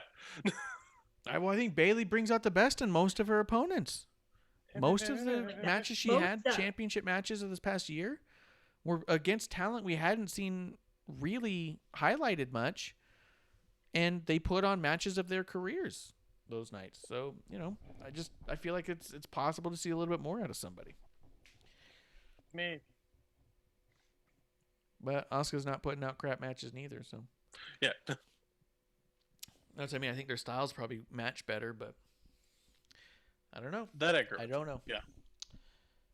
Pat McAfee, future Hall of Famer for the brand. He showed up talking shite to Finn Balor, who has come back, and Finn Balor ducked out and brought back Undisputed Era. Now we're going to get Undisputed Era versus Pat McAfee and his cronies in War Games. That's a lot to take in, but it's pretty fucking cool, and I'm into it. It was amazing. Yeah. And I was afraid Pat McAfee wasn't going to hit his times right, because he started talking in a way where I was like, I think he's rambling a little bit. It's like, I hope he doesn't. Boy, what's going on with your boy? What's going on with your boy? Thinking that, and then all of a sudden, I'm like, okay. And then, man, Adam Cole just really laid one on him. I was like, yes, baby. Oh, yeah, it was so good. Fine. And then I like Adam Cole and Pat McAfee were punching each other a bunch. Mm-hmm. And then Pat McAfee, takes a big punch and, does this huge old back bump that I thought was so good looking. I'm like, oh, that was the one. I was like, oh, God, yes. I'm like, this is great. Pat McAfee's showing everyone what, hey, yeah, I'm going to be a celebrity here, but I'll show you how to do this. Yeah. This is what a future Hall of Famer looks like. Yeah, hell yeah. Yeah, good luck, Shaq. But then again, Shaq could eat you. But then again, to be fair, look at some of the people in the Hall of Fame. God damn it, Trump. God. Donald Trump. Do you want to fight Kid Rock? I don't. That's an easy fight. Yeah, I'm pretty sure I could blow. I was about to say blow him by accident, but I believe in everything you're about to say. I think an errant gust of wind could beat Kid Rock. Okay. Yeah. I think it's possible. Yeah. Mm-hmm. I feel like he bought with a boss. Yep. Mm-hmm. But yeah, I love this whole segment. I'm not even a fan of Undisputed Era. I don't particularly give a crap about what they're up to, but this whole thing with these guys, I think is going to be so good. And then watching the pairings, seeing Adam Cole go to Pat McAfee, I was like, yeah, I wouldn't be against that again. Yep. Kyle O'Reilly and Pete Dunne. I was all like, oh. I know, I was sold. I was like, oh yeah, give me more. Need more of that. Yeah, the second the two of them locked up, I went, oh. Mm-hmm. Oh. We gonna give you a reason to like this. I'm cool now. Yeah. I think I knocked my water over when I saw that. I was like, ah. Yeah. Yeah. And Pete Dunne walking out with his hair down the way that it was, just looking like a fucking murderer. Yeah. I don't know what it was about him, but I was all like, I bumped into Pete Dunne before at Royal Rumble. Me and my brother went to a Starbucks, and when we walk in, Miz is right behind us getting a coffee with his dad, and we kind of looked at him and just kind of waved, and he kind of waved back because we're so we're obviously staring. We can't pretend we're not. I apologize, but I won't bother you either. You know what I mean? So he kind of smiled and nodded, and it kind of gave him a little wave. I was like, oh, sorry, I'm just not going to not stare. I'm wearing a Rumble hat. I'm clearly here for a reason. And then as we were walking out, the NXT UK roster was right there. Tyler Bate, Pete Dunne. Jesus. God, I'm trying to remember some of the other guys' names and stuff. It was 6 of them. Mustache Mountain, both of them. But there was 5 or 6 of them standing right there. And as soon as we walked out, I just went, oh, God. Oh, fuck no. Yeah. Oh. British people. And I was just all yeah. They were all bunched together too. And I was like, oh, God. And I was like, oh, hey, it's awesome. And just kind of walked around. But I don't remember being as intimidated by Pete Dunne then as I am by seeing him right now. I'm like, oh, that's cowering. I will. But no. Who's more intimidating, Pete Dunne or Murder Grandpa? Murder Grandpa. Grandpa. Yeah. Yeah. You I'll think so, probably give Mark? you that Even one. with the kind of I'm a weird murderer because of my hair guy. Yeah, Murder it's Grandpa. mysterious, I don't know. but I'm excited. I don't know when they said War Games is going to be, but I'm like super into it now. Yeah, I don't know either. And I was trying to think about it because I was thinking about when they're showing Shotzi and Candace and all that and whatnot. Yeah, they're going to put together a team December 6th. So Mm. I'm super excited. I like the idea of a Shotzi team versus a Candace team. It seems kind of like... Oh, it's that week of the winter coming, isn't it? Yeah. Well, Oy, that's oy. December 2nd, so yeah, I guess it'd be the same week. Mhm. That's funny. What the fuck? You guys, people need to be original. It's also a GCW weekend. I'm just saying. You guys want to Like, do a Game of Thrones thing, or we're just going to do an actual War Games thing? Good luck. So, Yeah. I don't know. I'm excited. I think it's going to be pretty cool. This NXT does episode I leave thought was them- pretty awesome. Go ahead, Clump. It does leave them open. I mean, if they want to do a Game of Thrones thing, if the end of the like show is just dog shit, it's canon. That's a good point. Yeah. They just go, hey Oh, guys, that this was a last- season 8 episode. What do you want from me? But now, what kind of Jericho MJF bullshit are we gonna get when winter comes? Yeah. Do can't- you think Jericho's going I- to come I don't- out with his hair braided up like Daenerys?